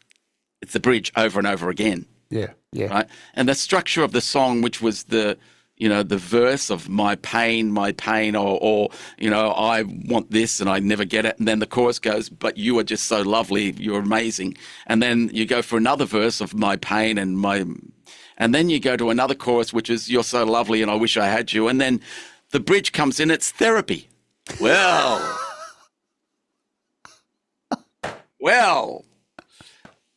the stars shine, the sun things, and that's why you get so much light in your life. And then they're also lovely again, you know, to the end. So there was a story that used to be built on songs. I don't hear that anymore, and that's okay. But I'm not enticed, or I don't get moist on songs anymore. You know, I find it really difficult. A lot of music doesn't give you goosebumps, and that's I judge a lot of stuff on that. You look through my collection; nearly everything I have in my Apple Music, at some point, has given me some kind of feeling. I can't. Even death metal, even the guttural, it got me through something that I was fucking pissed and wanted to punch walls. It doesn't matter, you know. Yeah. Or it got. I wonder if is that you changing. Or is it the music changing? I think it's the music changing. I think so, yeah. And you know, well, like you were saying before about venues, how, you know, there's a lot of shit bands. I remember back in Sydney when I was there, people were saying, there's venues now that you've got to pay to play there. And it's like, is that because you suck? or it's fair point. I think it is a combination, though, of that kind of, but that venues, like you mentioned before, don't know how to source a good person to book. They don't know how to set up a stage. They don't know where to put a stage. Yeah, you know, that's the first thing. Like, if you're going to do a venue, let's get the stage sorted out. Yeah. Let's put toilets in the back. Give it a dressing room. There's your starting point. Now do a venue. Yeah, you know? Exactly. Not just, I've got this pub. Yeah, I got a space. Yeah, exactly. And it's got stools in it. And if it doesn't work, we can just put poker machines in there and a shitty bistro meal, and we're all good. That's it. Yeah. All right, let's move. We've had our yelling at clouds moment. So now you became a recording producer as well, and this is how I met you. And it's interesting. I was going through an email you sent me. I reached out to you and said, "Hey, I want to do this album." And for your studio, and I found this old email. This is back from 2007, Peter. Wow. And just what this says here, and I love it. I love the honesty. I often say to potential clients that if you just want someone to put mics in front of things and press record, you can get that from a multitude of studios. Know the world, in brackets. It's a hell of a lot cheaper than my place. I'm expensive. I do rent the studio out without me, but as I say, you'll get that cheaper elsewhere. My thing is production. I absolutely love, in caps, creating with musicians and getting the best out of them regardless of their technical ability.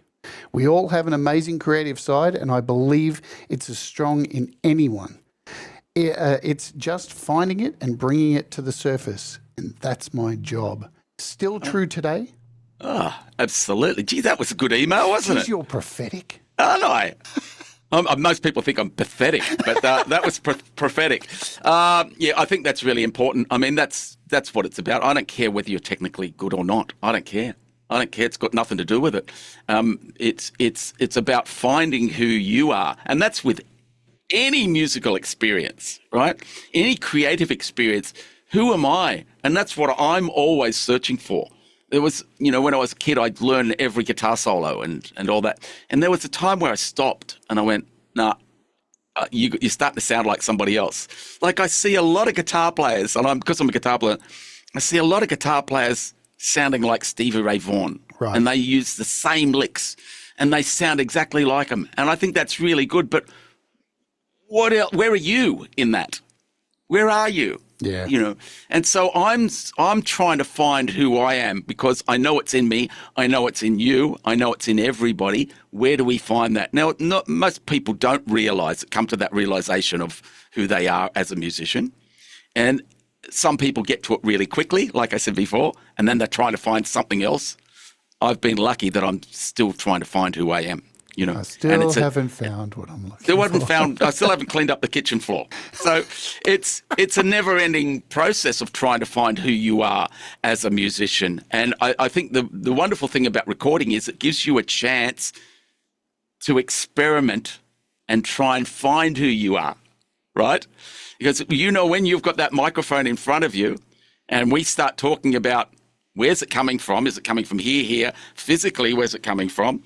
But what's the story behind what you're singing? Yeah. What are you talking about? How does it make you feel? What do you want to project out? This is all of you, and you're going to project it out, not just the words and the melody. You're projecting out everything. Like you said, Jade, is that you don't want the artist to explain what their song is about because it'll fuck it up for something that somebody's got an idea. Everybody will get something from it. Yeah. Yeah. What are you putting out? Are you going to, if you're only putting out technical ability, people are going to go, oh, that's technically wonderful. Yeah, they're all going to come to your gig and stand at the back with their arms folded going, technical, really.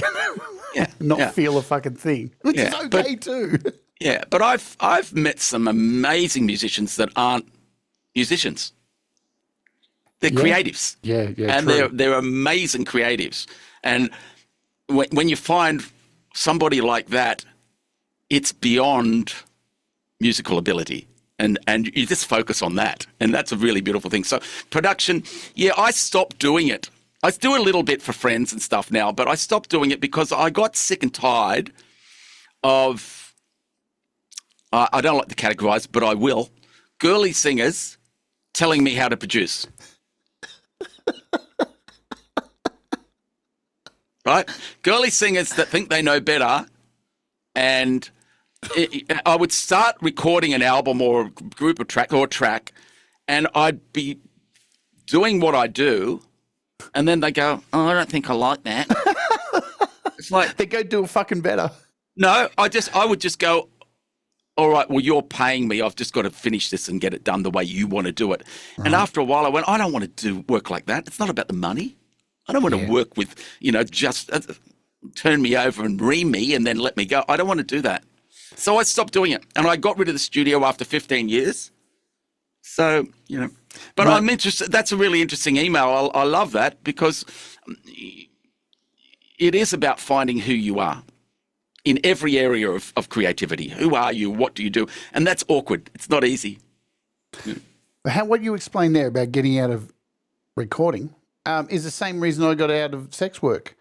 When I first started it, I loved it. I was in control. But as time went on, I got sick of the calls coming in of like, I'm just ringing up to find out what the prices are. And I'm like, listen, mate, I've tried to make it so much easier over the year.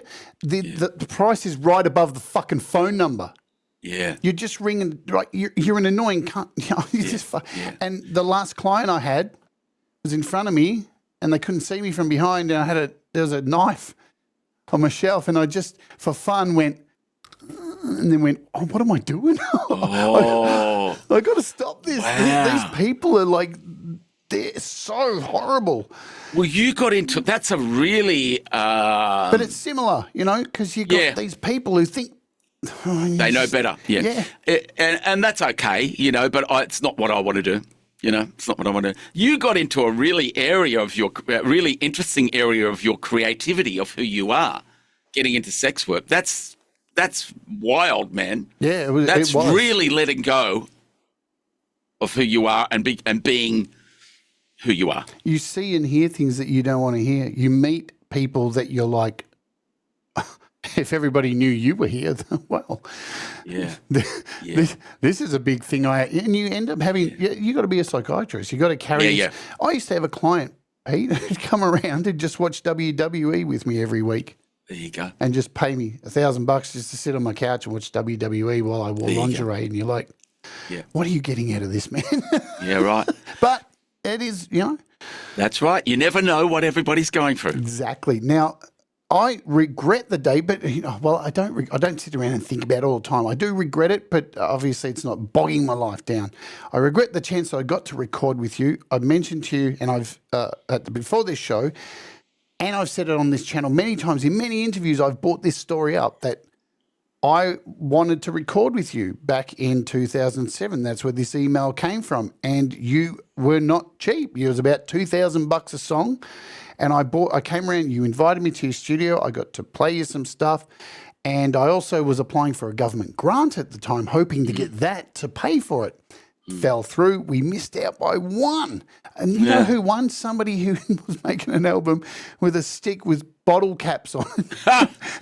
I'm just like, fuck off. What happens, mate? But that one piece of information, again, very prophetic, because as we discussed before the show, you probably didn't even realize you said it, was you said one thing which is incredibly hard. Now I preach it to everybody here on this channel as a teacher, it's what you are able to take out of your music that is important. Because it's very confronting when you put all this work and you record all these parts, and then you've got to sit back there at the end and go, what have I got to take out? Because I love all these bits. They sound great. But it's that what you remove that makes the song fucking pop so much. And that advice just, you basically said to me, you're putting too much in. You're trying to show off too much. You just relax. Oh, we all do it. We all all go hard. We want to show people how great we are, Yeah. But it's not that easy. It's not that simple. It's having a judgmental mind without being jujudgmental.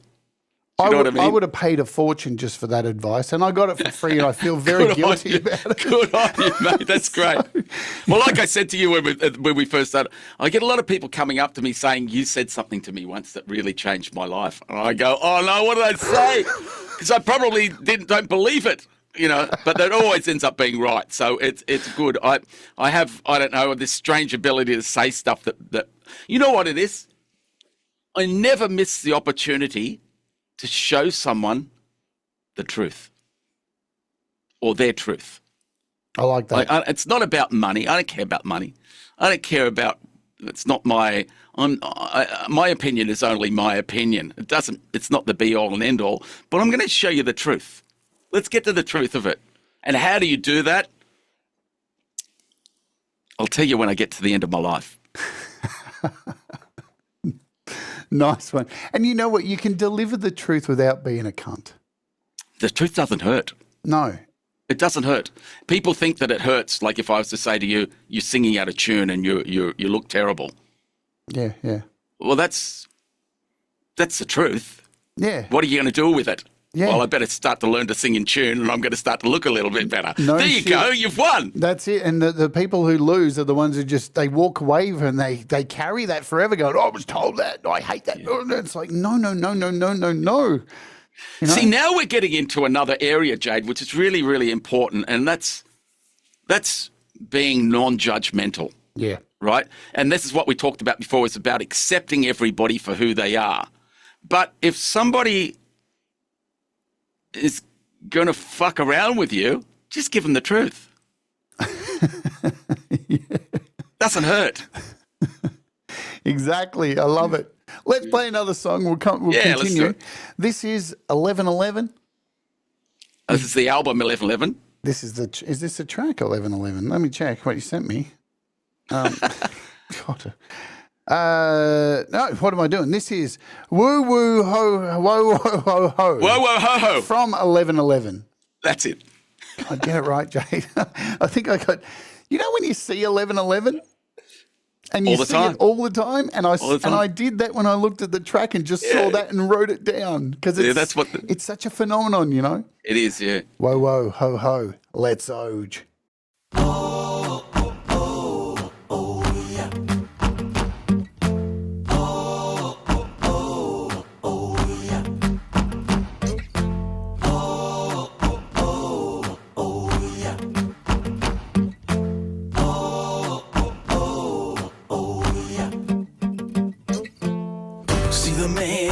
In the street, yeah, and you find you shuffling your feet, yeah. Don't take your time if you wanna find the beat. You gotta get off your back, boy, and take another swing. If you wanna throw a party, better wake up from your sleep, yeah. Oh, oh, oh, oh, yeah. Oh, oh, oh, oh, yeah. Oh. Deep down, you gotta take a peep now. Take time to never go to sleep now. What you find is you always have a line. You get nothing from nothing. Better stand up and find the beat now.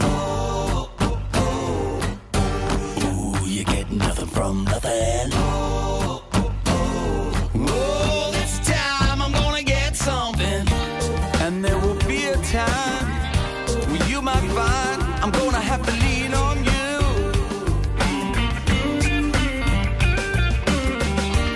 And if you take the time to throw someone else a line, it'll come back to you. Oh, oh, oh, oh, yeah. Oh, oh, oh, oh, yeah. Oh, oh, oh, oh, yeah. Oh, oh, oh, oh, yeah. See the man walking in the street, yeah, and you find you shuffling your feet, yeah. Don't take your time if you wanna find the beat. You gotta get off your back, boy, and take another swing. Oh, this time I'm gonna get something. Oh, oh, oh. Oh, this time I'm gonna get something. Oh, oh, oh. Oh, this time I'm gonna get something. Oh, oh, oh. Oh, this time I'm gonna get something. Oh, this time I'm gonna get something. Oh, it's coming through. Oh, this time I'm gonna get something. Oh, it's coming through. Oh, this time I'm gonna get something. Oh, it's coming through. Oh, this time I'm gonna get something. Oh, this time I'm gonna get something.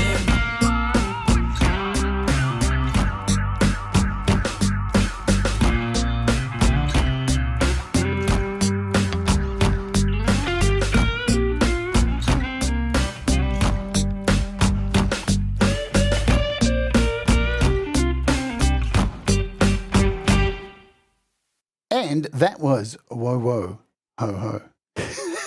All right, let's bring Pete back on. I want to ask this. The change in recording, home studios, gear, here I am sitting here with a fucking iPad with a built studio. I stopped recording on PCs back in 2011. They released the iPad. I held it for the first time and went, fuck me. It's a fucking piece of glass that I can touch and it's going to get better. And it's going to be a computer one day. Whereas pundits were going, it's a consumption device. People are just going to watch YouTube and movies. And it was like, you have no vision, fuckwit. This is going to be. And now here we are, 2024, and the iPad Pro is as powerful, if not more, than a MacBook Pro. I know. What's your take on the home recording phenomenon? Has it affected recording studios? Are people in studios going, curse those losers on their iPads? What do you think? Yes and no. Yes and no. I mean, I love the fact that I can do it all here. You know, I don't want to pay for a studio. It's pointless. You know, we are blessed with what we've got technically, but I love it. I love it. I mean, it's a different thing again. It's, you know, it's just changed. It's the horse and the cart have gone. So, you know, let's get into Maseratis. I don't know. I think that there was a wonderful time to be able to go into a studio and create and take a whole band in there and work with guys and things. And I still love that. But if you want to get something done to your own ability and to your own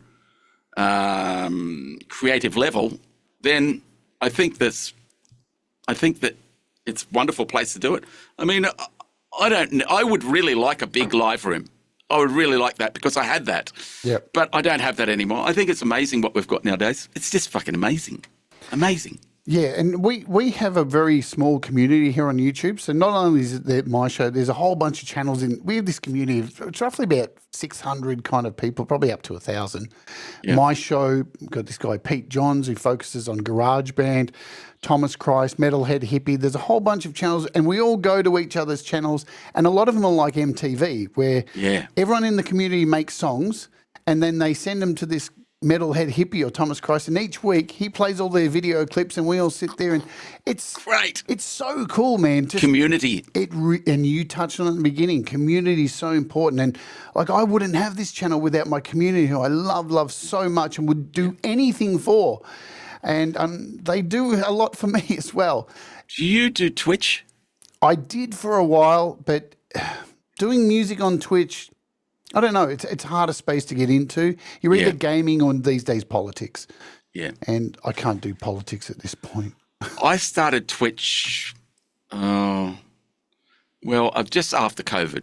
Yep. Or just at the very end, I was doing Twitch, and it's been the best thing ever for me.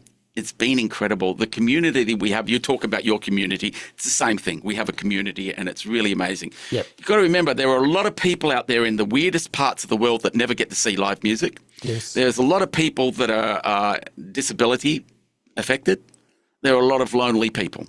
And mental illness and all that Mental illness, all that sort of stuff. And I feel like I'm servicing those areas nicely. You know, so Twitch has been the most amazing thing for me, and I will do it until I'm grey.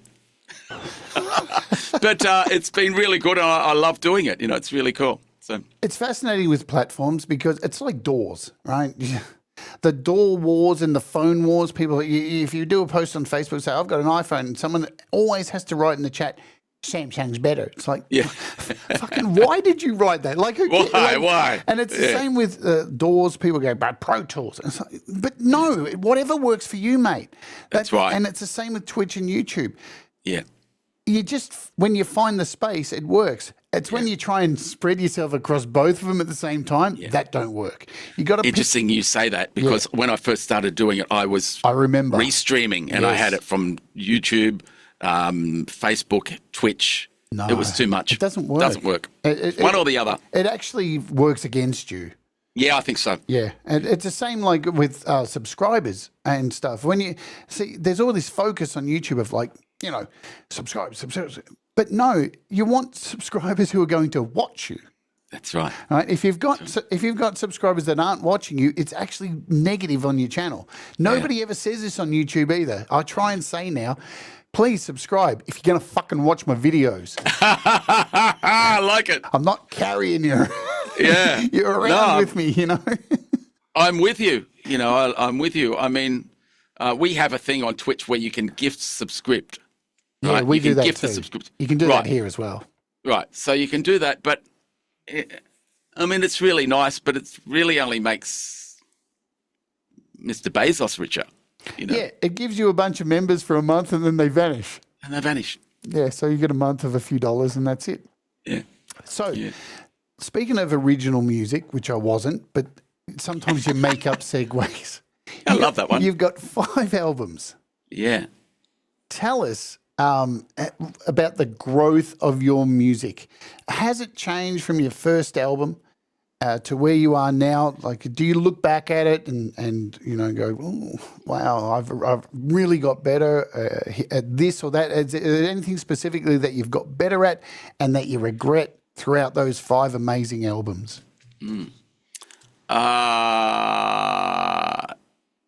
No, I love what I've done.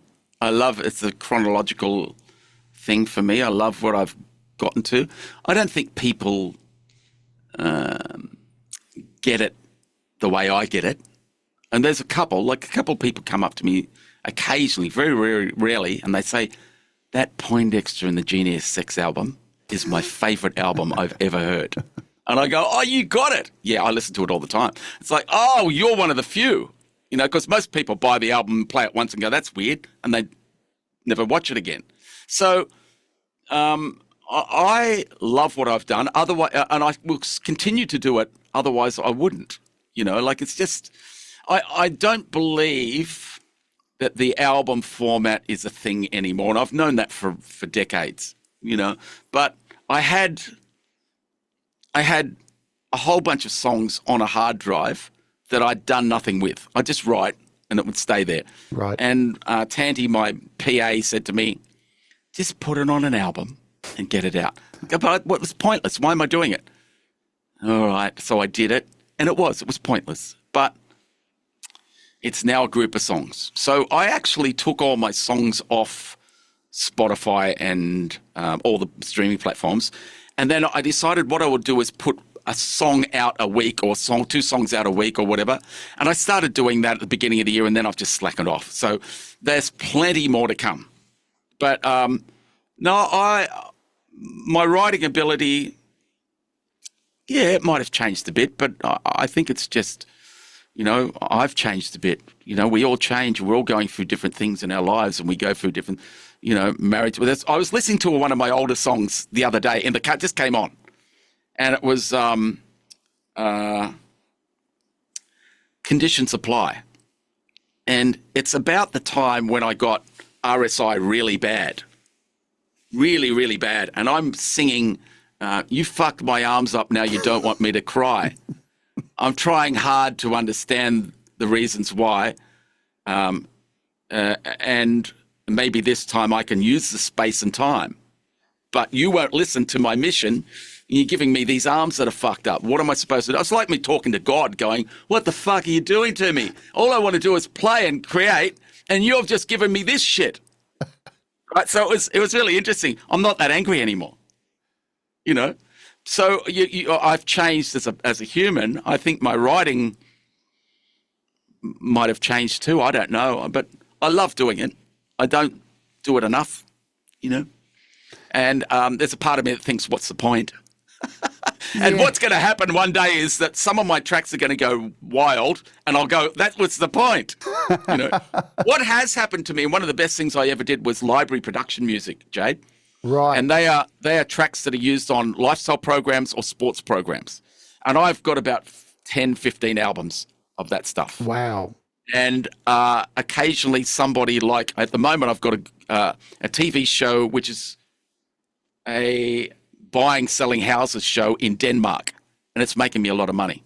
That's awesome. Yeah, so occasionally they get picked up, but See, again, that's the thing. That's what I love, the underground of music, the stuff that people are making money, like people making music for video games, and they're not even they're not even fucking musicians. They're just sitting there with a fucking one of these launch pad kind of things, just pressing the coloured button, and they're making horror scores and all this shit. It's great, isn't it? It's great. It's fantastic. so intriguing.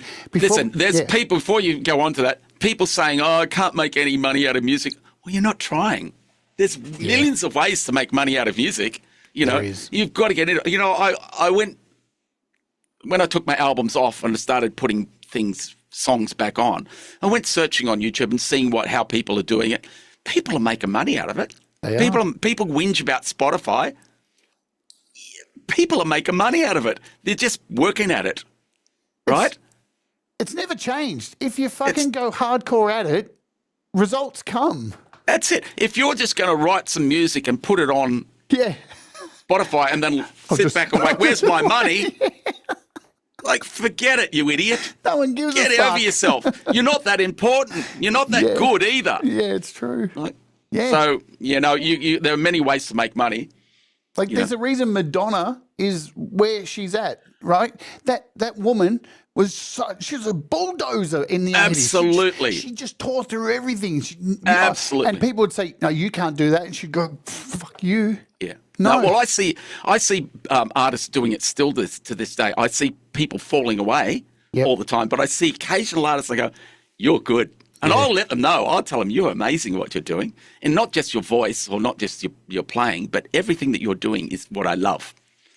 And they go, oh, you recognize it. Yes, I do. I recognize it. Congratulations. You will survive in this industry forever. So this brings me to the dark side before we play our second last track. What do you think of AI-generated music? I think it's really handy. It's a handy tool, right? If you want something for a specific purpose, I think that's okay. Go for it. Look, we can't fight it, Jade. Of course. We're not going to fight it, Of course. It's going to happen, right? Exists. It's going to put some musicians out of work, but find another way. It's going to put shit musicians out of work. Well, it's going to put, that's right, but it's going to put, they're taking our jobs. Don't worry about it. Go and get another job. Go and do something else. Yeah, become a carpenter. Don't be a victim. Listen, as soon as you become a victim in anything in life, you hand over all your power to change to that thing or person and go, here, you fix it. Yeah. It's like, no, I never want to be that. I want to go, all right, I'll take control of this. Like in COVID, I built all of this, all of it. Like it's just, and it's still being built. Yeah. But this was just an empty room before, I have a tiny little studio before that. Like, I'm not going to sit around and wait for shit to happen. I'm going to make things happen. And that's how you make a living in the industry. Like anything. Just go for it and don't let people tell you no and then disassociate from victims. Because I'm not going to be a victim of AI music. Yeah, true. Yeah. The only thing I've done heaps of shows talking about it, rants and stuff, but the one thing I don't like is that it is scraping material from artists. Other artists. And that's shit. Let's play our second last song. This is Hermit. It's fucking awesome. Yeah. Let's Oge.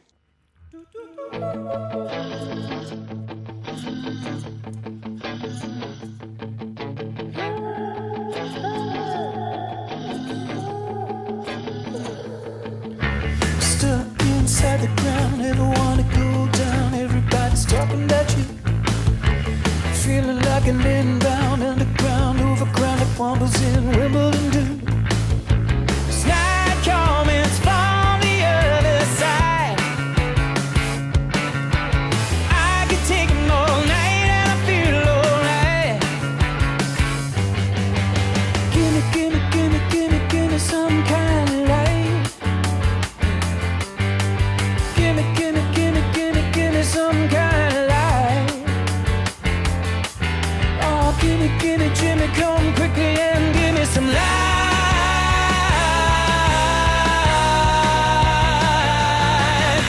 Shine it down on me.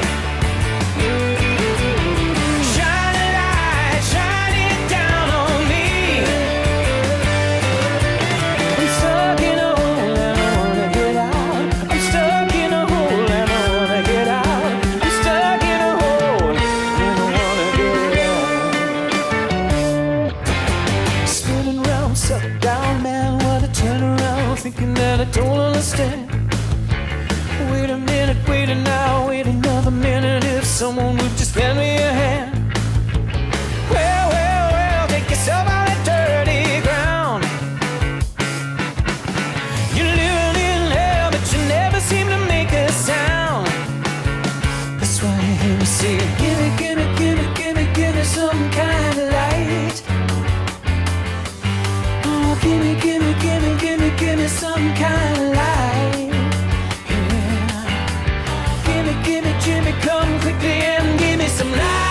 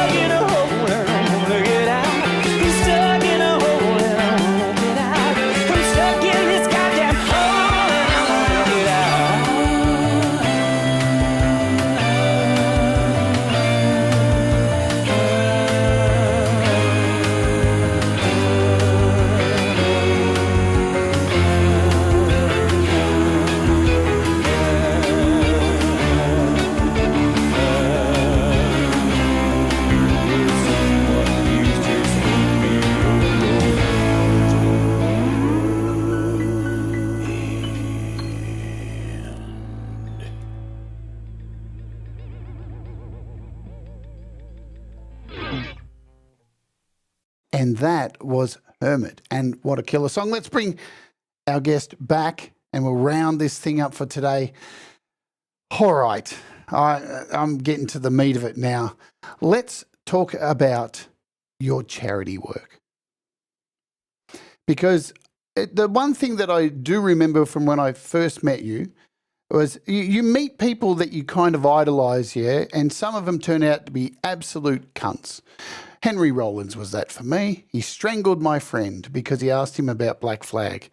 But then there's some people you meet who, like yourself, I remember meeting and going, geez, that guy's passionate. Gee, he's so passionate. And normally when you meet somebody with passion, it flows away not only from music into things that actually matter. Because, you know, we love music, but at the end of the day, there's some other things that sometimes matter more. And you do some fantastic charity stuff. Do you want to tell us about that? Oh, I've got you muted. Yeah, I've got 2 charities I work with. Look, without getting into doom and gloom, the world's pretty fucked up. It sure is. Right? I mean, it's pretty beautiful too. I mean, it's absolutely amazing as well. But it's pretty fucked up in many ways. And the 2 charities that I work for look at the ground, fixing the world from the ground up. Right? The first one is the ACMF, the Australian Children's Music Foundation, and that's run by Don Spencer. And I've been working with Don for, 15 more years. And I am on the board of directors. I'm the only musician, apart from Don, that's on the board of directors. So we look after kids' music. We put music classes into schools in Indigenous areas, in underprivileged areas, and we're the only ones allowed in juvenile detention centres. And what we're doing is, we could talk about this till the cows come home, the benefits of what music does, right? Yes. What it does is makes the world a better place from the ground up. So start young, right? Like we talked about, compassion, love, understanding, respect. All those things come from working in music, right? They give you such juice to keep flowing in your life, and not just personally, but when you're communicating with others too. So it's an amazing thing, and that's where I think the best work can be done is at the young age. Let's get them going now, because you know what music's like in schools. They almost eliminate it all, right? So we're able to do that. That's one of the most amazing things that I do. I love it to death. I look after Don, whatever he can do. He's getting old now. He's the most amazing man, 86 years old. He's got 5% hearing in one ear and none in the other. And every now and again, he's been letting me know that he wakes up in the morning, he has no hearing. He sits at the piano and can't hear anything. Shit. And so he's going through a hard time, but we support him, and he's the most amazing man because he's changing the world. Yeah. Right? Yeah. He's really changed the world. The other one that I have is Animals Asia. And they are, the woman who runs that is the biggest inspiration of my life. She is absolutely incredible. She looks after not just moon bears, but she focuses on the moon bears that have been stuck in cages this big for up to 30 years and milked for their bile with a metal catheter coming out. And they get fed garbage, but as soon as they get fed, the bile starts to come out. So they collect the bile, and the bile is used in traditional Chinese medicine. Fuck me. You know, for whatever. Apparently it works. There's an ingredient in it that works, but it doesn't work any better than Panadol or herbs. Yeah. It doesn't work any better, but because it's been such an old tradition, right? So she goes and rescues these bears and builds these sanctuaries in Vietnam and China. This woman has changed legislation in China. Who changes legislation?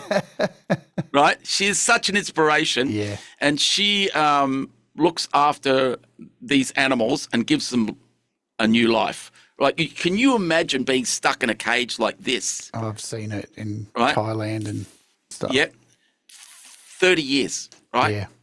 She gets them, frees them, medicates them, looks after them, and that's expensive. Yeah. Right? So I've been supporting her for well over a decade as well. I've been to Chengdu in China and seen the sanctuary.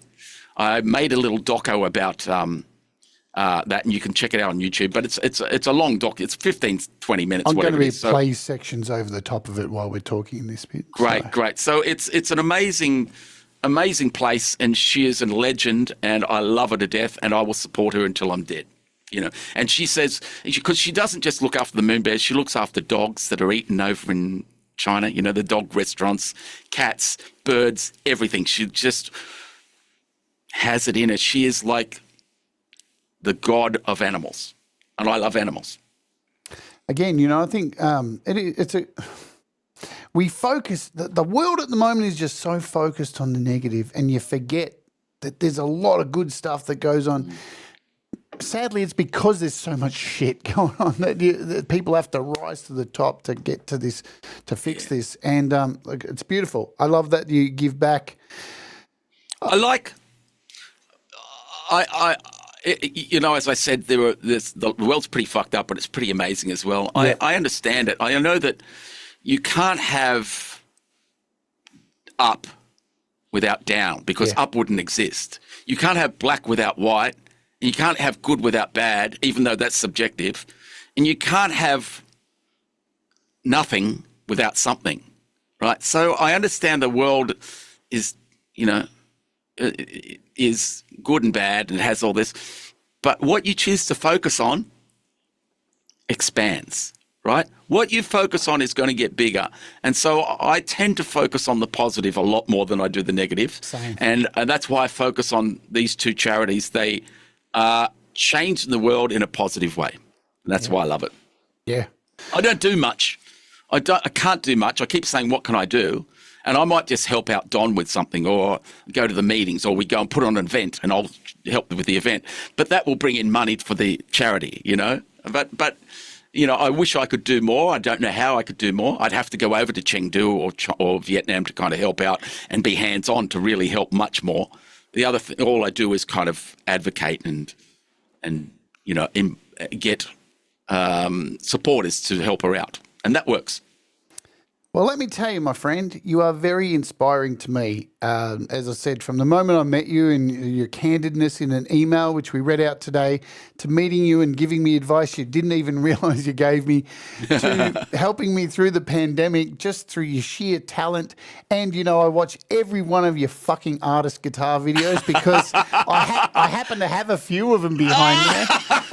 I'm a bit of an artist fan. Oh, they're great guitars. They are great guitars, and especially for people on a budget too. They absolutely they rock. Yeah. They could fix their pots a little bit. That's my one complaint. They do go first. Right. Okay. I'll get onto that.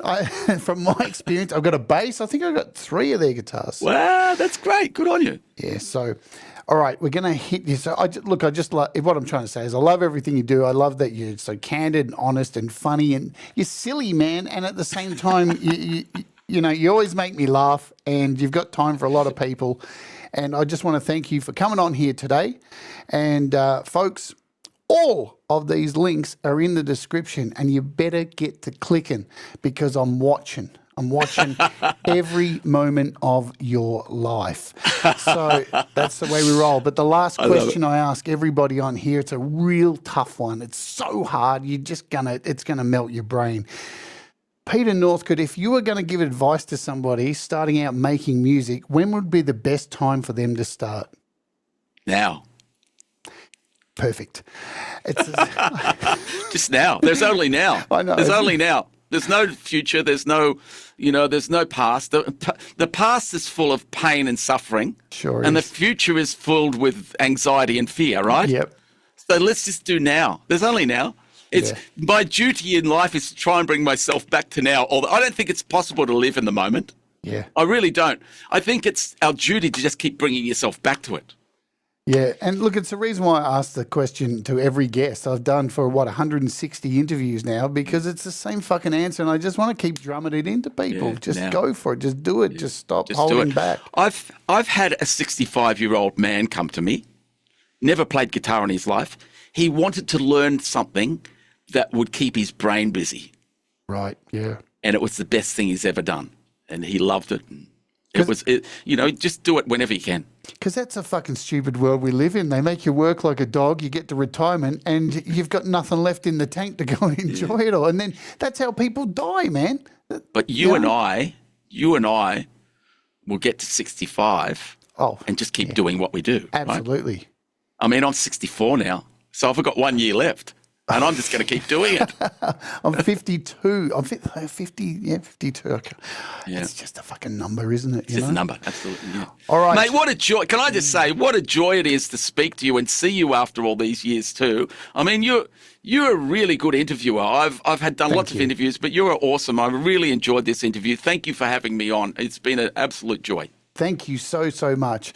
And thank you to those who are watching here at the premiere. So we do these every now and again.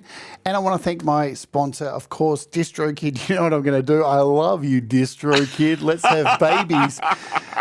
So we're going to go out today and play an awesome song. This is one of my favorites of yours. This is called The Sun. And you know what, folks? You should really fly as high as the sun. Do the things that make you happy. Mistakes make you better, and we'll all rise together. Can I just say something about the sun? Yes, I know you shouldn't, but I'm going to say it. Do it.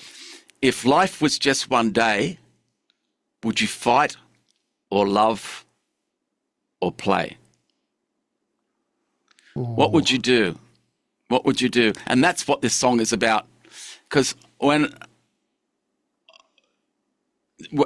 sorry, I said play, I meant pray. Would you fight, love, or pray? And that's what this song is about. I'm in the sun. I'm 64 years old. I'm in the sunlight time. I've still got sunlight in my life, right? If life was just one day.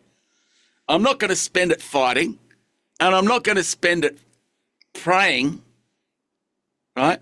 I'm going to try and find love. Yeah. And that's my hippiness again. I'll let you go. Thank you so much. All right, folks, this is The Sun. Stay awake. Yeah? Don't be woke. Love it. Stay awake. And let's Oge. This is The Sun by Peter Northcote, our special guest today. Let's Oge. I'm in the sunlight, time of my life, and it's all now and here. I see the stars shine over my head, and you take away the fear.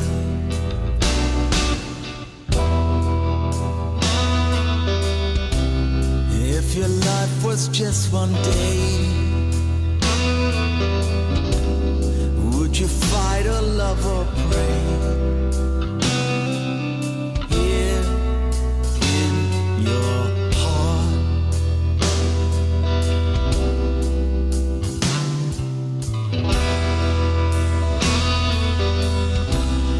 all the faces that I see